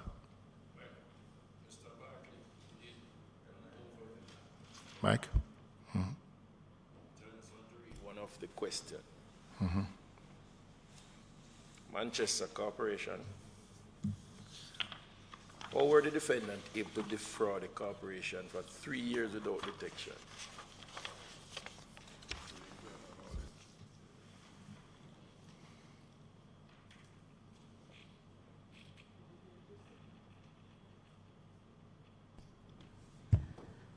As the court indicated, that it was a matter of conspiracy, and it was persons who were at the highest level in the organization.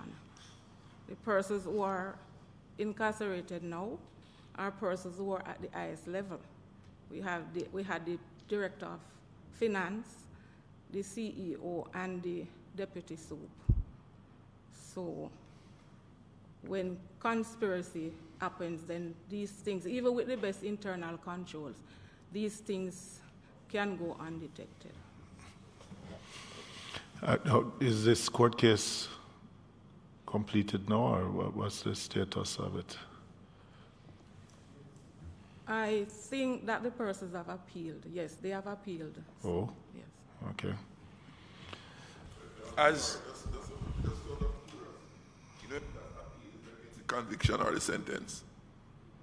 No, I'm not sure. Okay. Yeah. As the acting accounting or accountable officer, are you comfortable that you have gotten rid of persons of that nature?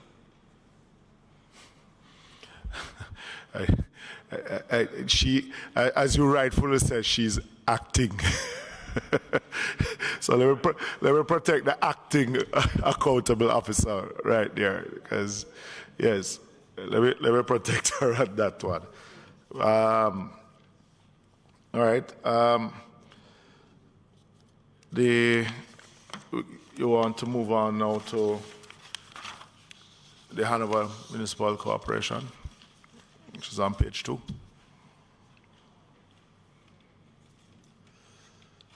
Are there any questions for Hanover Municipal Corporation? Go ahead, Emma Clark. Mr. CEO, good afternoon once again. How long have you been employed to the Municipal Corporation, Hanover, that is? All right, if I might, I actually started there in 1997. But I went to several different corporations. I returned there in 2016. So you would have been coming in on the back end of the mayorship of Miss Horton, right? Correct. Coming in, you would have made known, or you would have been aware by virtue of the media, the news media, of what had taken place at the Hanover Parish Council, right? To an extent, I would say yes. Did it ever struck you that you would have to be on your toes in regard to such activities? Well, if I might, as a general principle, for me personally, I'm just speaking for myself, whether I turned up in a situation that was bad or good, it is my way that I am always on my toe, knowing that I am the accountable officer. So it is your way. Oh, yes, sir. Your way. At any given time, were you aware long before it hits social media of the activities that were taking place, that is alleged in social media space, to the point that Mocha came in? Were you ever aware? Were you ever made aware? No, sir.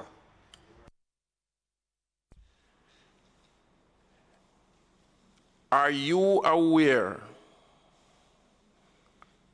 Sorry, let me put it this way. Traveling officers, how is it that you as CEO can detect if a traveling officer is not being fair or is in the process or of it thinking to defraud your corporation that it is your way to be accountable for? All right, thank you for that question, member. Now, the first thing is that we have to rely on the effectiveness of the systems that are in place. So one of the first things would have been to do an assessment to see where gaps are. There are some gaps that can be addressed in the short term. There are others that will have to be addressed over a period of time, given the nature of what they are. So one of the things that I would have had to do would have been to be very vigilant. The truth is that you will never be able to reasonably assume what is in the mind of someone with the best of intentions. So the truth is that I really would not be making really preconceived or come to preconceived conclusions, etc.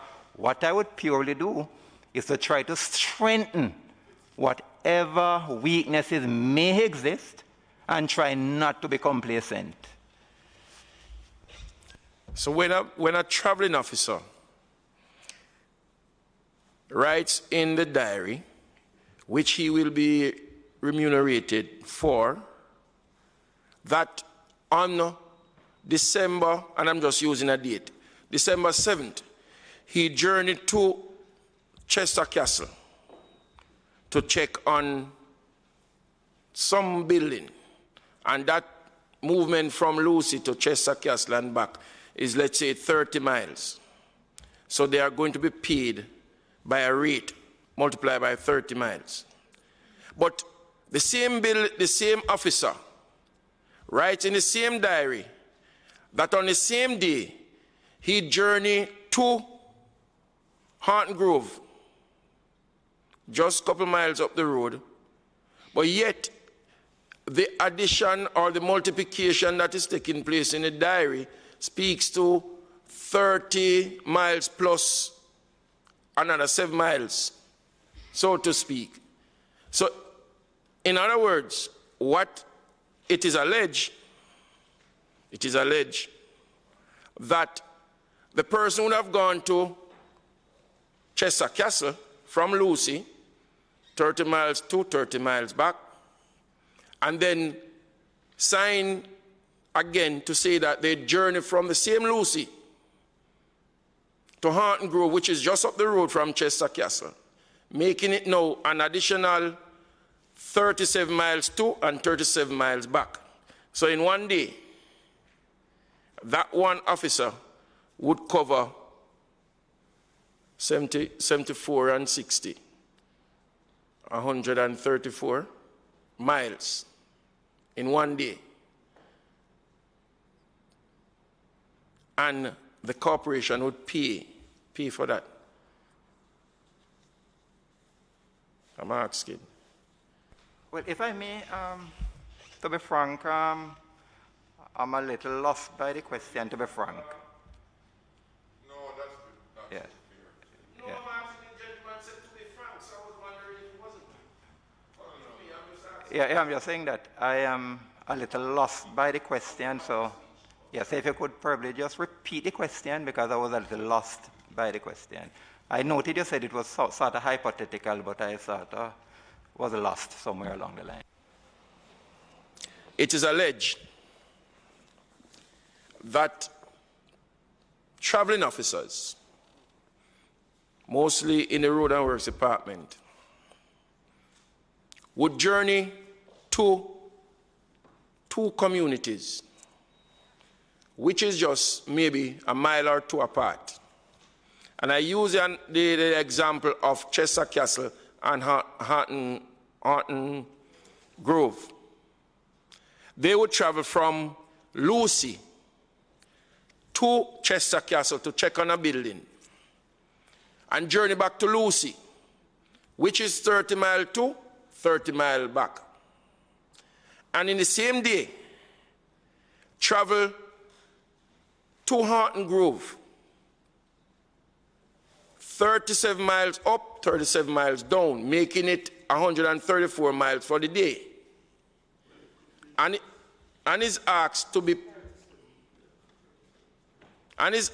paid for that as traveling mileage. When in truth and in fact, going to Chester Castle with the first 30 miles, you'd have only have to go another 7 miles up the road. So you would have covered that, and you'd be having only 74 miles to pay for. 37 up, 37 down. But it is alleged that this is another unscrupulous way of deceiving the corporation. And I'm asking Mr. Gardner, as the CEO, and he said it is his way to do things, who is also the accountable person, that there's no oversight in place, or it has not been seen, not been picked up, and this has been happening for quite a while now, alleged. I am asking you, sir, what is it, or if you're aware, what is it that you are doing about such? Right, if I may, while I can tell you, remember, that I'm not aware of that particular allegation, what I can tell you as a fact, all traveling officers have been instructed to plan their traveling. So if at any stage they have work to do that relates to any other thing that could be done within the same vicinity, it is expected that that will be done using the one and the same trip. And just to say further, if at any stage such is detected and it cannot be justified, it will not be paid. I can say that. It leads me now to ask a question. How often you as the CEO or the CFO or the internal auditor, how often is the diaries of those traveling officers are checked? Because if they are checked, as they are supposed to, then you would have picked up something of that nature. All right, if I may respond again. While I am mindful as well that it's an allegation that you are putting on the table, I must tell you, sir, that under no circumstance at all are traveling expenses approved without the presentation of a diary. And I must go a little further. We have strengthened our internal audit unit. So we have recently gotten appointed an audit clerk to strengthen that function. The whole objective is to make sure that the internal auditor, the resident internal auditor, is free to do random checks, spot checks, unpredictable checks. That is the whole idea. You're very sure about that? I'm confident about that. Well, I would say if the member has a particular situation that you would like the CEO to investigate, then I would say to you, no, I would suggest Mr. Silvers. Thank you, Chair. And then Mr. Jackson, and then, yeah. So you, Chair, to the CEO. My question is just coming back that I had asked, Chair. I want to know, Mr. CEO, Mr. Gardner, what are the controls that you have in place as it relates to the whole payment of traveling and other payments that are claimed of similar nature? Can you just walk us through the controls that are in place? One. And I also would like to know, in light of the report of members of families, family members of councillors and persons who worked at the municipality, have you put in any controls in place? Because I don't know if you have grasped or looked at the case in your report that about there was a case and there was a no case submission on a particular basis. I don't know if you acquaint yourself that council members are, one of their responsibility is to assign contracts. But the mischief in that is that they can assign contract to family members and so on. And there's nothing in law or in the rules of the council to prevent it. What have you put in place since that? Thank you, Chairman. One of the challenges that the corporation would have been having prior to 2016 was the putting in place or an actively functioning procurement committee. So with the assistance of the ministry, an active procurement committee chairman has been established that has been in operation, basically. In addition to this, you noted the fact that, well, based on what you have said, that councillors or political representatives give contracts, etc. Now, as far as I am aware, Chairman, while it is true that councillors will provide a work program as far as it relates to non-technical work, and in the provision of those work programs, they will recommend individuals for those non-technical work. At the end of the day, the system works in such a way that that program that is received is sent to the superintendent.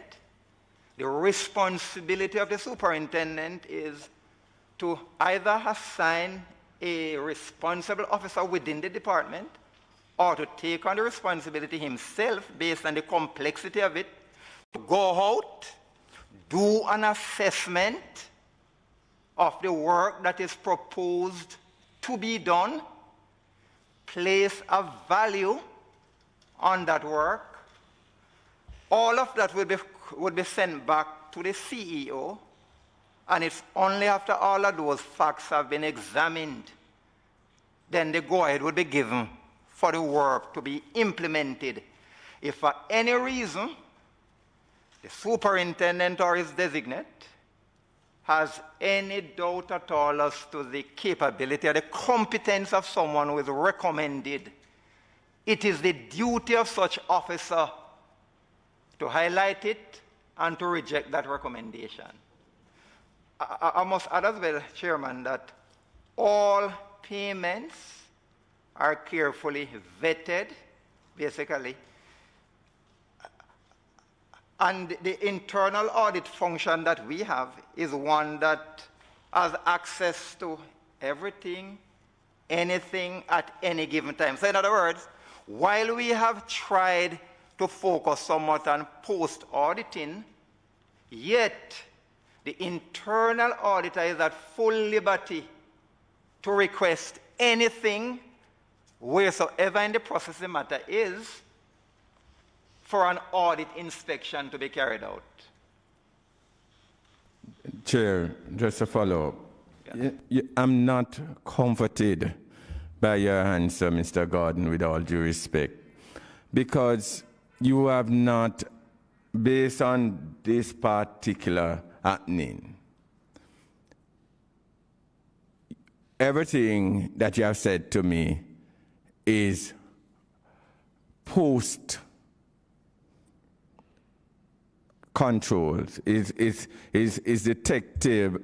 detectable controls. I'm asking, what controls have you put in place to preventative controls?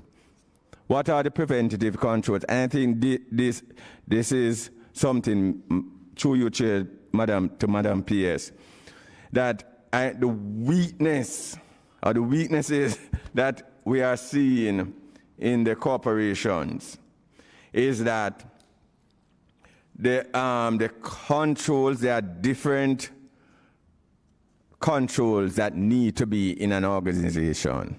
You have the preventative controls, which is very, very important because you want to prevent things from happening.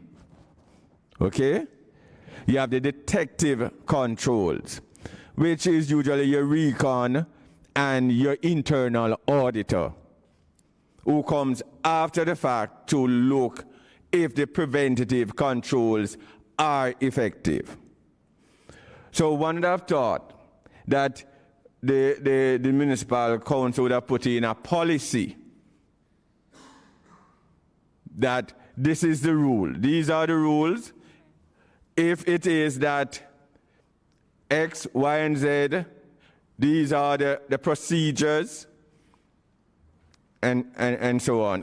Failure of that, and it being... Well, let me just help you. Is there any particular area? Is it the issuing of contracts or bushing? Is it to do with internal processes? In what area? Internal so that you can processes. Answer in that particular...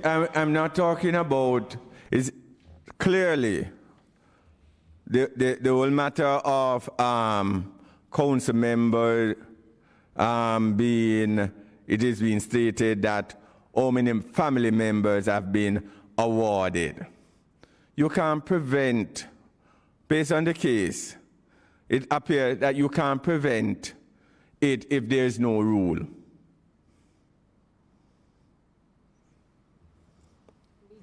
Legally. If there's no rule, then there's nothing you can do. And I thought, having seen this ruling so far, there would be some circular something put out to All right, yes. Okay, thank you, Chairman, member. Listening to the discussion and making reference to the ruling that I think you're making the reference to, this is the same ruling that was tabled, might have been late last year, I believe. Correct. And so that document would have been shared with the Hanover MC for them to give me a detailed response on the very matters you are raising here in order, sir, to properly document the issues that we were still seeing and to put in the necessary measures as you have rightly put. Having read the document, I realized that there were some recommendations already made, including I think there was one that spoke to disciplinary action there and so on. So that was shared with we're talking about the same report, right, member? Right. So as I said, that was shared with the corporation. I'm just trying to recall the deadline that I had given the corporation to provide a response. And I think it might have been January 12th thereabout, and they had requested an extension which was given. So I'm still awaiting that feedback from them in order to properly address that matter, as you have rightly said. Member Jackson, then Member Dave Brown, and then yourself. Just a short question. In respect of... Member Jackson, one sec. Madam Pierce. In respect of former Mayor Orton, has the matter with the Integrity Commission been settled or was settled? So it has been settled. It has been settled? Yeah. Okay, thanks. Huh? Go ahead, madam. From my reading of the correspondence, it was tabled in Parliament. Yes, it was. Right. And what was it? Can you remind the committee of what they... It was quite an extensive report, sir.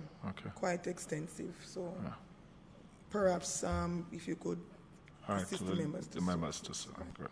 Thank you. Member Brown. Thank you, Mr. Chairman. To you, CEO Gardner, I'll just a follow-up to Member Sybil's question, but I'll be a bit more direct. Mr. Gardner, allegations of nepotism, misconduct, and favoritism has marred the Hanover Parish Council for quite a while, maybe more than a decade. I just want to speak in regards to the May 2016 allegations as it has to do with councillors, the division of Sandy Bay and Caldwell. There's a combined 85 contracts amounting to some 10.7 million. I would like you to speak to that. That's been that's quite a while. Just give a brief report as to where that is.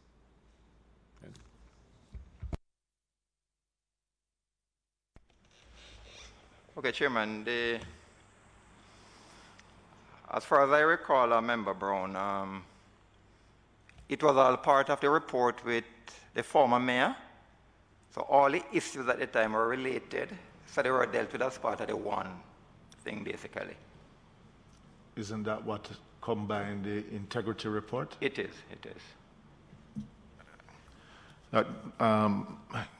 Member Brown, if my memory serves me well, that report was investigated and a report tabled in the House by the Integrity Commission with some particular findings. If my memory serves me well, there was no criminal charges to be laid against the former councillor, but there were some recommendations in it, in steps that the council should take to tighten its which is what the PS said that she has written to the council for some responses in those recommendations being put in place. So, so you're to, which a response should have been given by the 12th of January, but an extension has been requested for.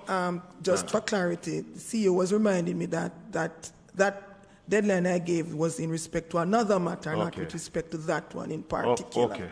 So you're yet to get the response from the council on correct. that matter, on the recommendations from sir, the. correct. So I get it clear then that the recommendations that have been suggested, you have asked them to put that in place, or is it just seeing the recommendations? Well, having and brought not the doing? report to their attention, I asked them to review and to indicate the steps taken to date based on the recommendations. Right. And can we get a report on that also as a committee? Yes, when you have received it? Yes. Please. Just a follow-up, Chair, to that. When was you submitted the report to the council, to the CEO? Can you give us a date when you had submitted that report for them to give you some feedback with regards to have they implemented and how they are, if they have any alternative measures that they're going to put in place?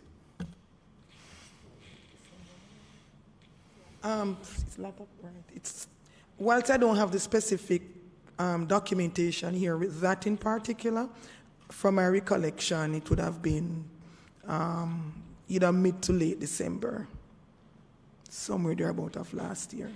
I think the report would have been tabled sometime late last year. Last yes. quarter, sometime.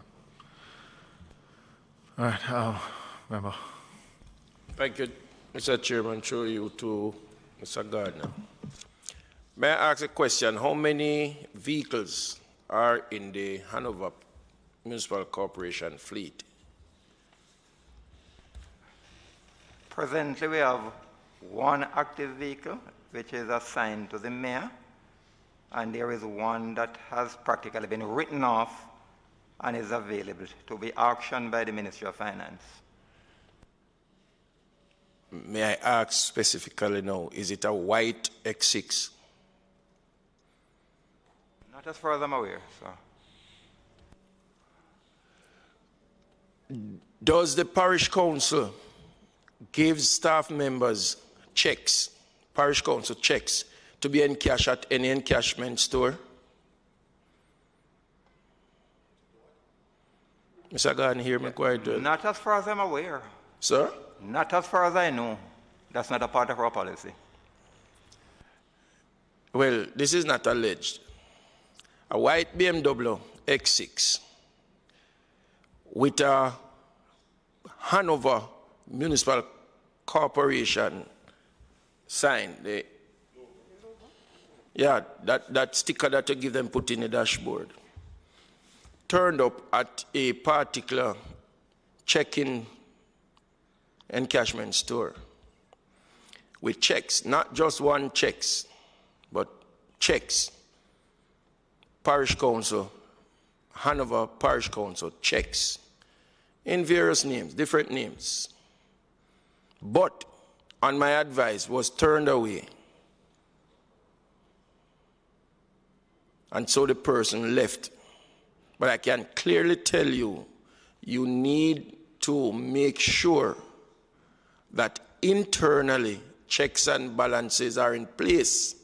White BMW X6 with a decal, Hanover Municipal Corporation decal. I don't know if you know that vehicle, but it is the vehicle that I saw on the day in question.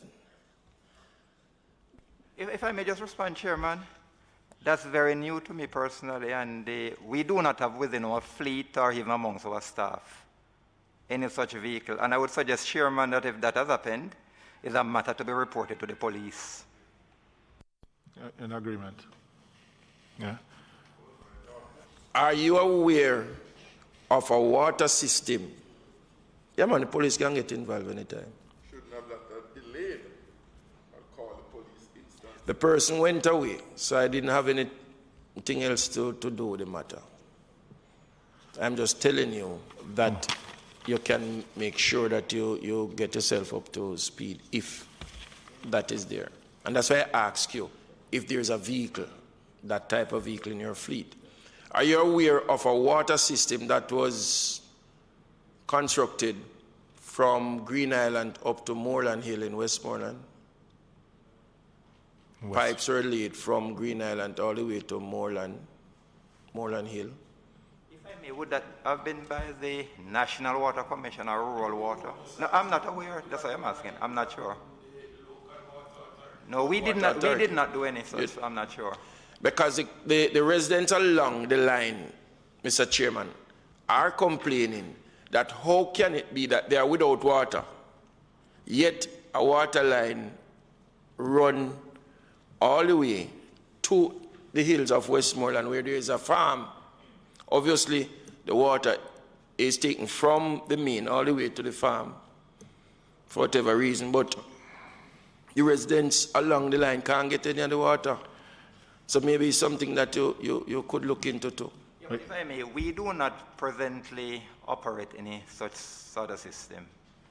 It's something we can look at, but we do not presently operate in such. The Water Commission don't know anything about it, and the Parish Council is now saying that they don't know anything about it. Wouldn't it, if it was one of the government agencies, wouldn't they still notify the municipal corporation if they were doing any such? Not necessarily, unless if for any reason at all, say the councillor might have observed it and at our monthly meeting it is raised and the representative is there. No, so let me ask you, so if NWC go and dig up one of your parochial roads, they don't need to notify you at all? No, but they should. That's the requirement. They are required. It's not a matter of should. They must. Yeah, man. Yeah? Because at the end of the day, when they don't patch it back, who gets the cussing? Mr. Chairman, it wasn't done in one day, so I'm wondering where are the building officers? Them don't go and check. Nobody. Well, it is something for you to investigate, to see if it is an illegal connection or not. Yeah. Members, let us just finish up Westmoreland Municipal Corporation. If there are no other questions to the Hanover, any questions on the report?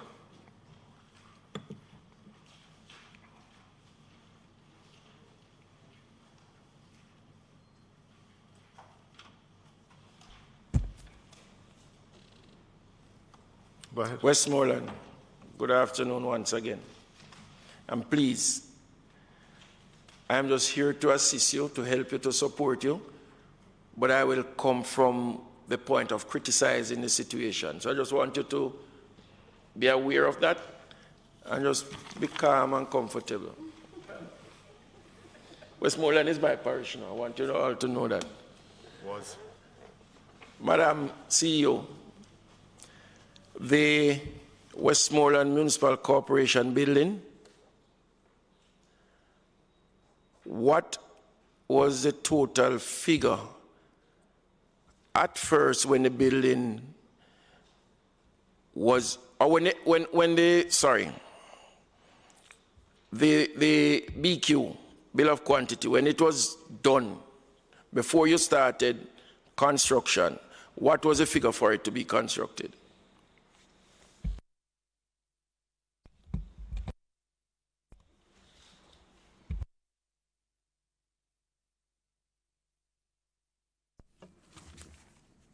So the bill of quantity was 87 million. 87,894,145.66. Yes, that was the estimate. 894,145.66. I know we have it. At this point, now that it is completed, what is the total?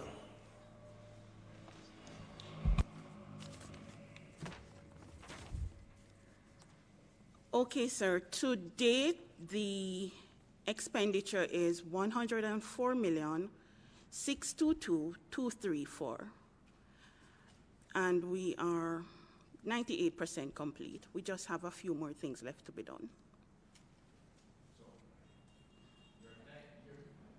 You're 98% complete. Right. And the total at first was 87. Right. You are now at 104. And the 2% that is outstanding, do you have a figure for that? It may take about 4 million based on the estimate that was submitted by the Superintendent for Roads and Works. About another 4 million? Yes. Will bring us up to 108 million, thereabout. If you look on, what number is this? Second to last page, there is a breakdown. I saw the breakdown. I want to get it from you. Okay, sir. Now that I'm hearing you clearly. Was the building in any way cut short of what was actually on the building plan? Are there anything that is missing as it relates to the structure itself? To date, there has been some adjustments because when they started first, they had some issues with the excavation work. So they started out pretty good. They had sunshine, and then what are the challenges that they had? The rains, so they had rains for quite a long period of time. So it created some problems for the and because of that, you had to cut the building structure? No, sir. So I am asking a question. The same thing that was on the plan in the beginning, at the end of the day, that's what you're going to have? No, there are some adjustments. And that's what I'm asking. Yes, there are some adjustments. So what are the adjustments? The adjustment on the adjustment now is a basement and a section that houses the HR unit. So you have added a basement? Yes, based on what transpired when they started the work, when they started doing the foundation, doing the excavation. And it's here in the report, Member Clark. I have the report in front of me, Madam. I'm asking you the question, please. Thanks. Is there an elevator to the building? Oh, no, sir. There's not? No, sir. And there is, I am happy that the chairman find it amusing. Is there any consideration for disabled persons coming into the building to do business? We have a ramp at the front. So how does a disabled person who wants to get to the second floor would get to the second floor? In this time when we are advocating for acceptance of disabled persons? The fact of the matter is, Member, is that most of the services are downstairs. Most of the services? Yes, So sir. you would not accommodate for any reason a disabled person upstairs? Your office is on the downstairs or upstairs? My office is upstairs. And if a disabled person wants to view the parish council meeting, they would not be able to do so? It is going to be a challenge because possibly somebody would just have to, if there is a wheelchair, if they come into a wheelchair, we would just have to.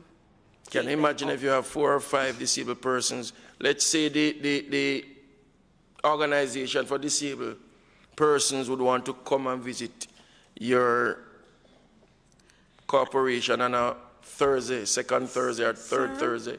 You know, Member, I hear your point and I agree with you because it is something that I have discussed before about an elevator. Since we moved on, I've had a discussion with my team, but it was not on. I can understand Hanover Parish Council being that the building that they are in was built many years ago, right.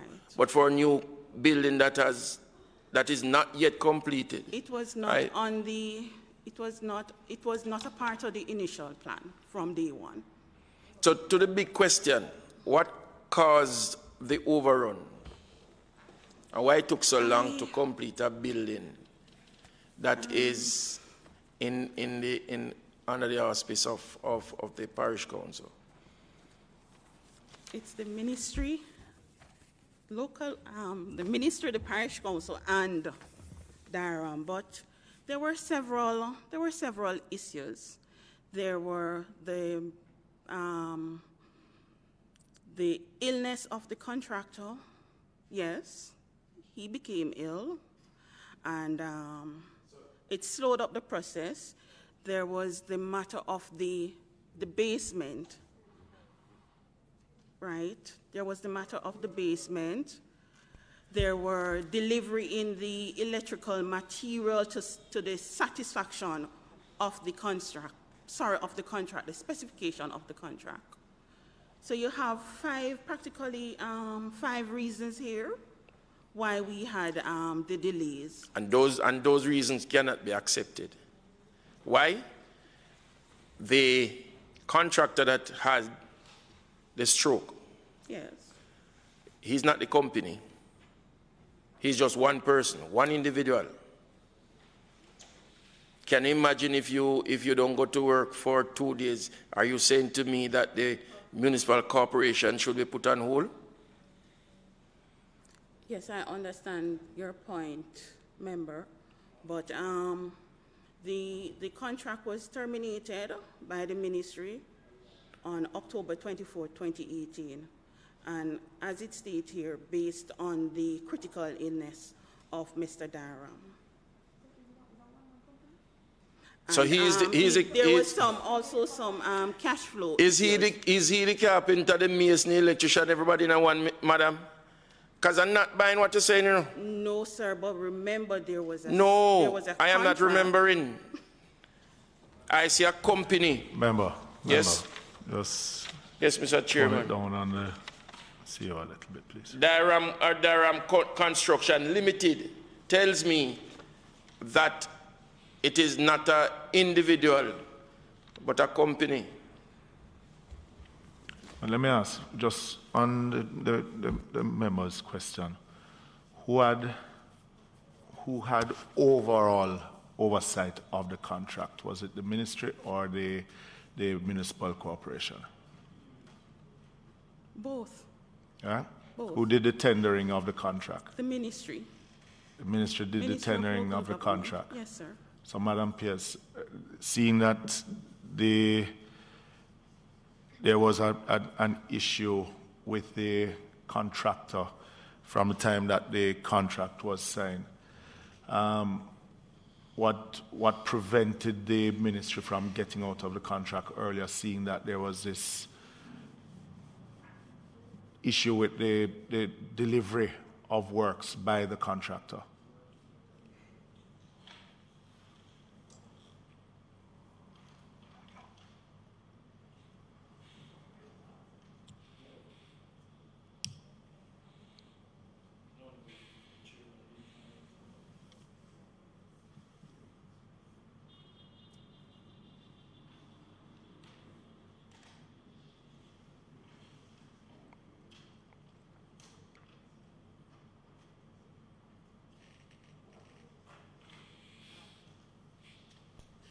Thank you, Mr. Chairman.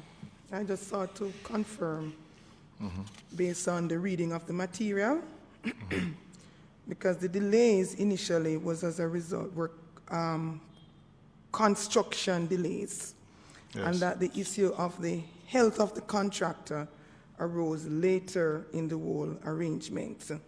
And having critically assessed the situation, the ministry thereafter took the decision in 2018 to terminate.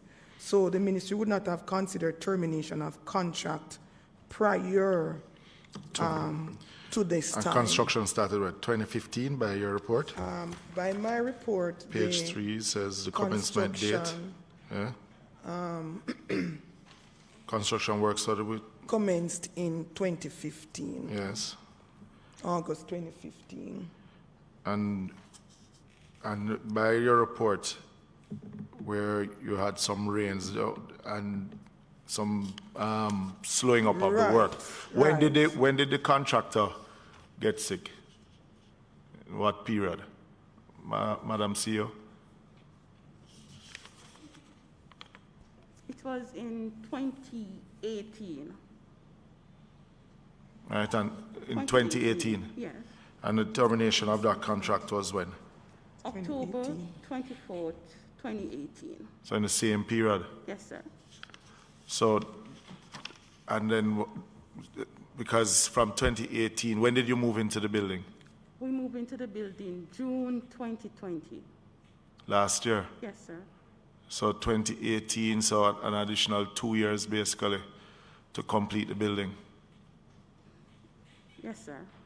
Mr. Chairman, the question I would want you to ask is the stoppage time. How long was the stoppage time? The building had stopped for some time. How long was that?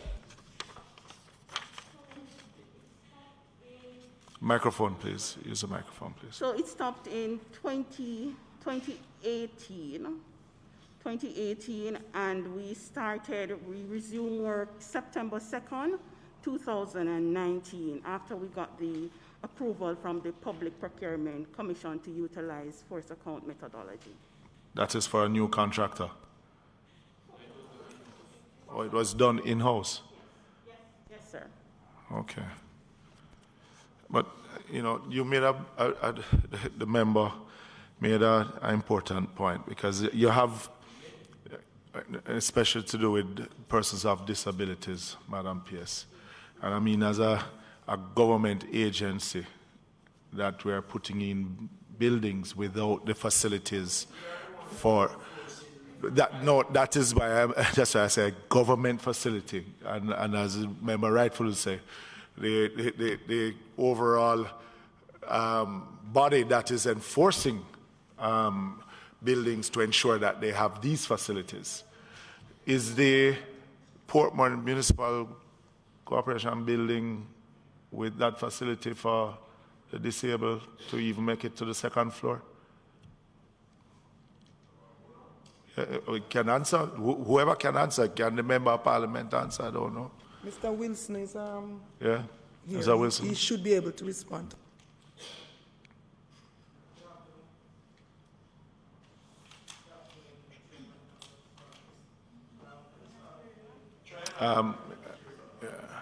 Yes.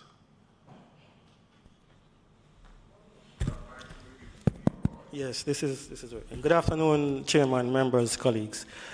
Starting with the Westmoreland MC building, while we made provisions for access from the external, as in the ramps, as mentioned by the CEO, the design at the time it was done, which was in 2015, did not include provisions for an elevator.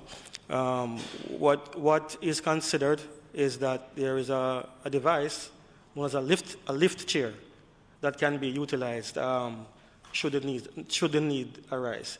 But in the first instance, we made sure that the building was accessible externally by the ramps. And I said, going forward, then we are also recommending that in lieu of an elevator, for essentially the building is a two-story building, and the provisions of an elevator would have increased the cost of the construction significantly. And we're thinking that a lift chair is both a quicker and more economical solution to this issue. All right, but you haven't answered my question about the Portmore Municipal building. I did say I would start with Westmoreland, Chairman. I was just explaining the Westmoreland situation. Right. In the case of Portmore, it is also a two-story building, and the design has the provisions for elevator. It's not built, elevator is not in, but the design had the shaft and the provisions for elevator. Yeah. So right? is that shaft built? Because that building... as far as I know, Chairman. So, but the issue is that it was not, the elevator installation was not in the contract, but the building had the design for the shaft with the expectation that the... So the answer to my question is that it has no facilities for the disabled for the second floor. And since you touched on the Westmoreland, the Westmoreland Municipal building, yes. When will that lift be put in, since you spoke so eloquently on that? Well, Chairman, I could not at this point give you an exact date. The MC has occupied the building since June of last year, but there were some minor works to be done, which are still being done, I understand. But we will seek to both provide the MC with the solution and the time frame. But I could not at this point, Chairman, say that it is 2 months or 3 months. But we will work, since the concern has been raised, then we will basically expedite that. But with all due respect, though, Madam Pierce, is that it shouldn't be a matter that the question is raised here at a committee level. As I said, say you are the entity. We are the government and you are the entity that is approving buildings that have to put in Yes, the Chairman, facilities for the disabled community. So to be building your own building without it and telling me that it is something that is now raised and we will look at it down the road. You're putting in an elevator shaft, but no elevator. It's not comforting to me. I tell you the truth. It isn't comforting. Well, let me hear the PS first. Madam PS first. All right. Go ahead. Go ahead, member. You're sleeping. Mr. Chairman, the Westmoreland Corporation is the entity, the local authority that pass plans and null and avoid the situation as the case is. And you can tell a man or a builder, a client, that no, we are not going to do this. We're not going to pass this plan because of different deficiencies that are not in the plan. But if we are the ones that are setting the precedents, then how can we tell somebody that they can't follow us and do the same thing? Which is the point, the general point being made. Thank you so much, Mr. Chairman and member. So I was yielding to you, sir. Go ahead, madam. Pray for him when you go back to church. I'm going to pray for you.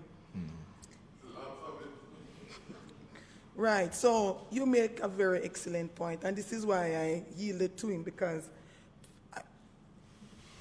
and on no account, because we are accountable to the public, and on no account should we have public buildings, especially in light of the present situation with the Building Act, that we would not have catered to the disabled population. And maybe this is not the forum, but the forum to do it, but to really indicate to the technical services department and those responsible that they will have to be held accountable, because it is unacceptable that a design could be done for a building that doesn't have these provisions, in light of the fact that we were the same one, as you rightly said, member, advocating for these to be put in place. And as you rightly said, Chairman, that you noted the response that there was no provision, and I made a note of it too, and just to indicate that that is something the ministry will have to hold the technical services accountable for, because it would have been inconsistent with the direction that the present policy. You are in breach of your own regulations. And this is why I'm saying that what I'm saying here, and this is why I said maybe this is not the place to say it, but I will have to say it in light of the direction of the committee at this time. Member Jackson, you. Point has been addressed. Yeah. Okay, Member Hamilton. Through you, Chair, my question is in relation to the procurement process. Implicit in the process is the expectation that the project would have had an overrun. Why I say this is because your estimate was 87 million plus. But based on your procurement, you chose a company that bid 74 million plus, which means that you would have had at least a $13 million overrun. Shortfall. A shortfall of, well, no, I'm talking about the end of the project. So I'm thinking at the end of the project, they're expecting that $13 million would have been over, implicit in this procurement. What I would like to know, because when I'm looking at the rest of the breakdown and the overruns that we've had now, to date it's about 29 million, if I'm calculating it correctly. And if we had gone as close to the estimate as possible, it could have been 16 million instead. So I am asking whether or not we are bound by having to take a lower estimate or a lower bid all the time, because it doesn't necessarily work out in our favor. I don't think the procurement process puts us in that position to have to do that. So why do we keep doing that as government or local authority or ministry?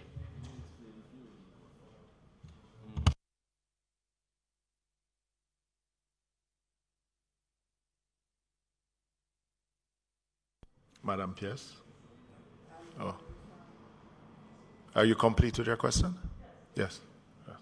Right, so the question is whether we are bound all the time to take the lowest bid? Member Hamilton, Pierce is addressing you. Okay. Go ahead, Pierce. Okay, so an estimate also, I just want to be clear. When you do the in-house estimate, an in-house estimate can be done for, which would, in our indication, it would represent the true value of the works to be done. But then there is also the availability of funds. So even though your estimate may be 87 million, and I'm just giving you a case in point, not that would have been this case, but the funds that are available is for 80 million. So you would have to rescope the project to fit the available resources that you have. I'm not sure that this is what happened in this case, having perused the background information. But from the review of it, the 74 million would have been lower than the other bidder.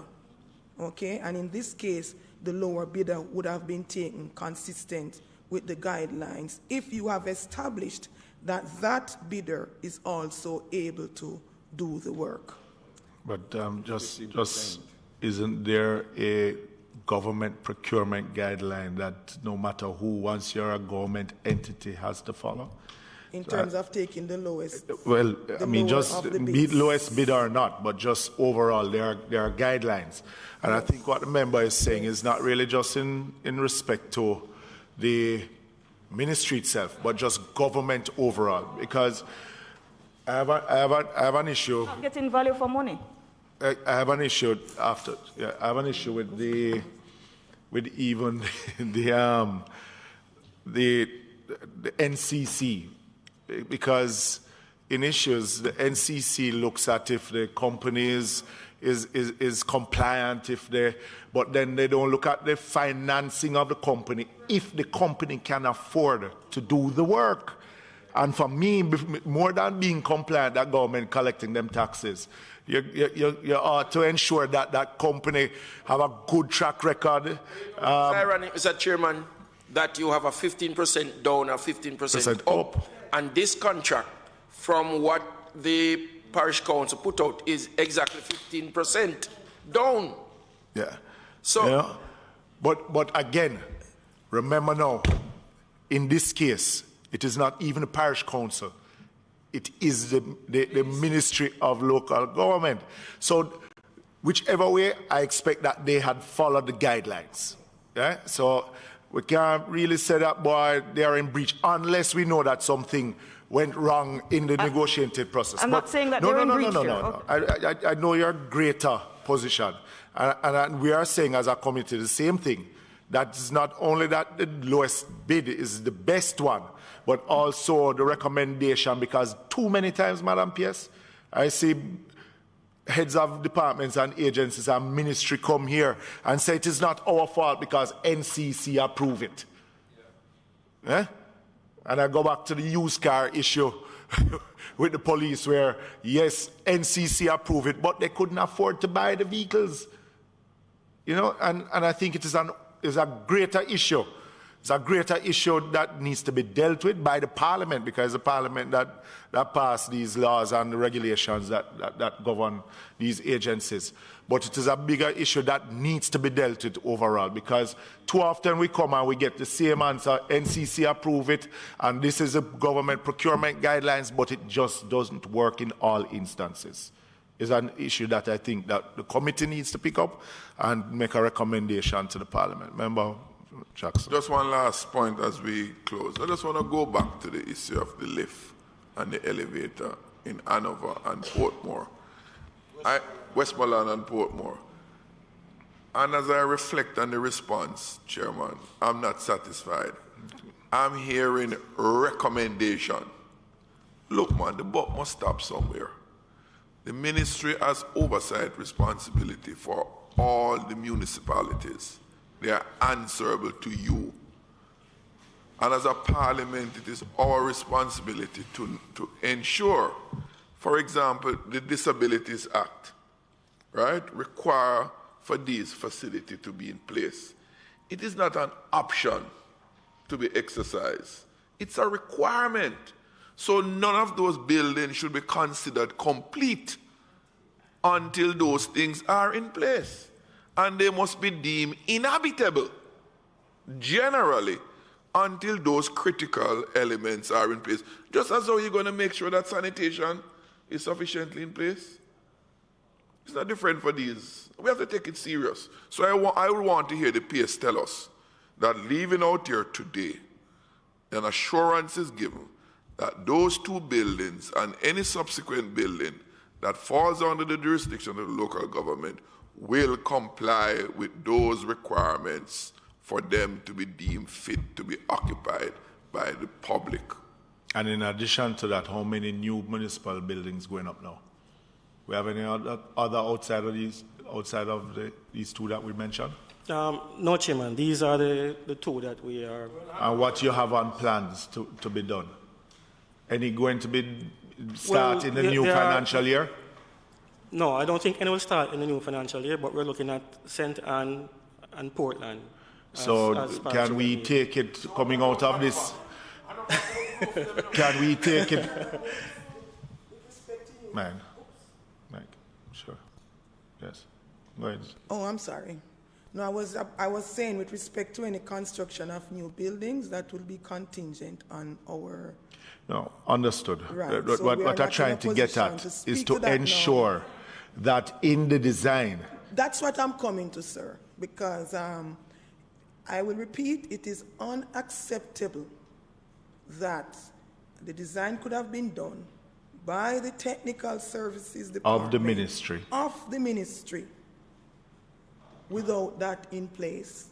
And it is speaking to a bigger issue to which I am giving this house, and this is what I'm saying, maybe look, here is not the place and here is still the place. Because somebody will have to account for this grave oversight. And that won't be you.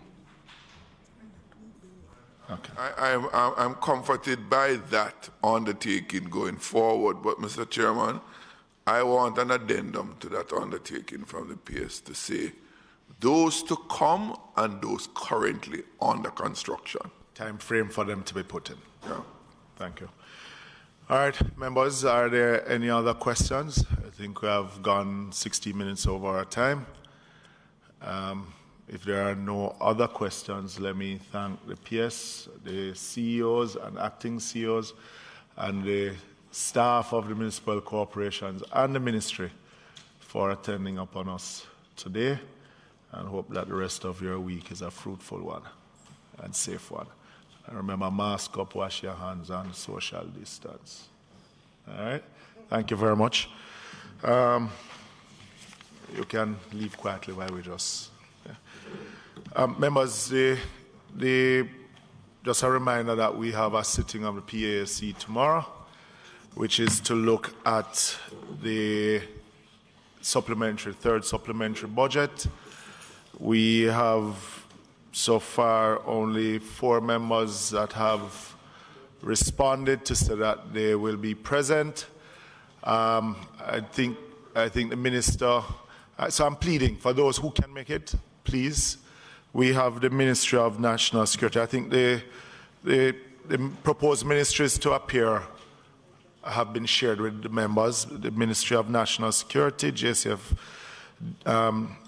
Department of Corrections, JDF, Office of the Prime Minister, Ministry of Education, Youth and Information, Ministry of Science, Energy and Technology, Ministry of Health and Wellness, Ministry of Agriculture and Fisheries, and the Ministry of Economic Growth and Job Creation are the ministries that have been invited to join the Ministry of Finance here tomorrow. Seeing the supplementary budget, just going through it, there's not a lot. There are some agencies like National Works agencies that have gotten just $200 million. You see where there's a shift in some of the resources from Ministry of Education to Science and Technology.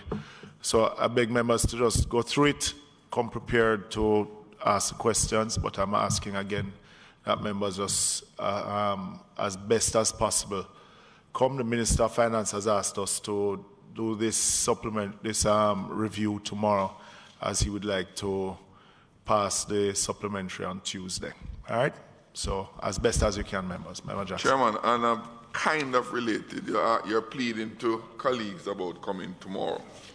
There was an issue that arose at the last meeting regarding our colleagues from afar. Yes.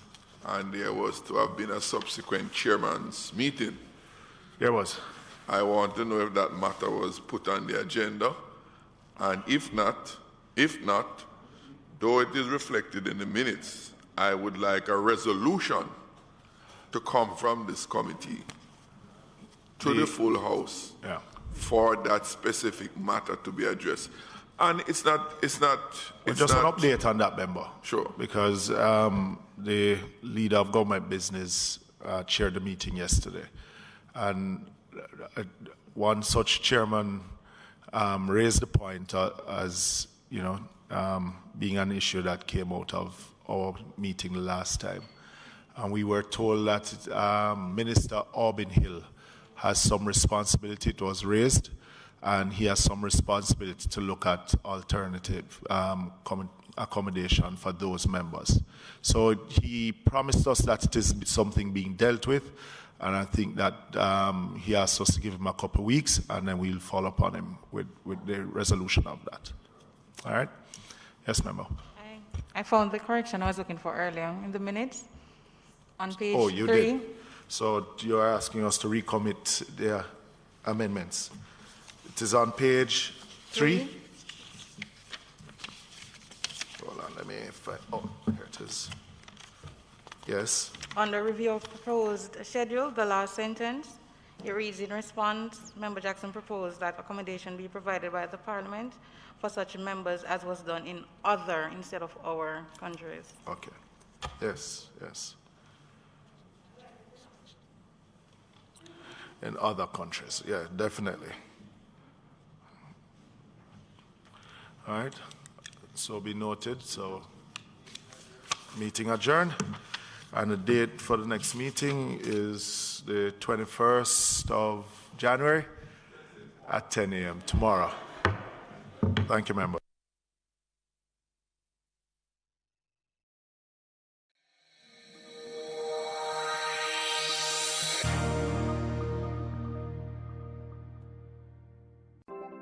Jamaica, I can help you protect our citizens. Jamaica, I will play a part in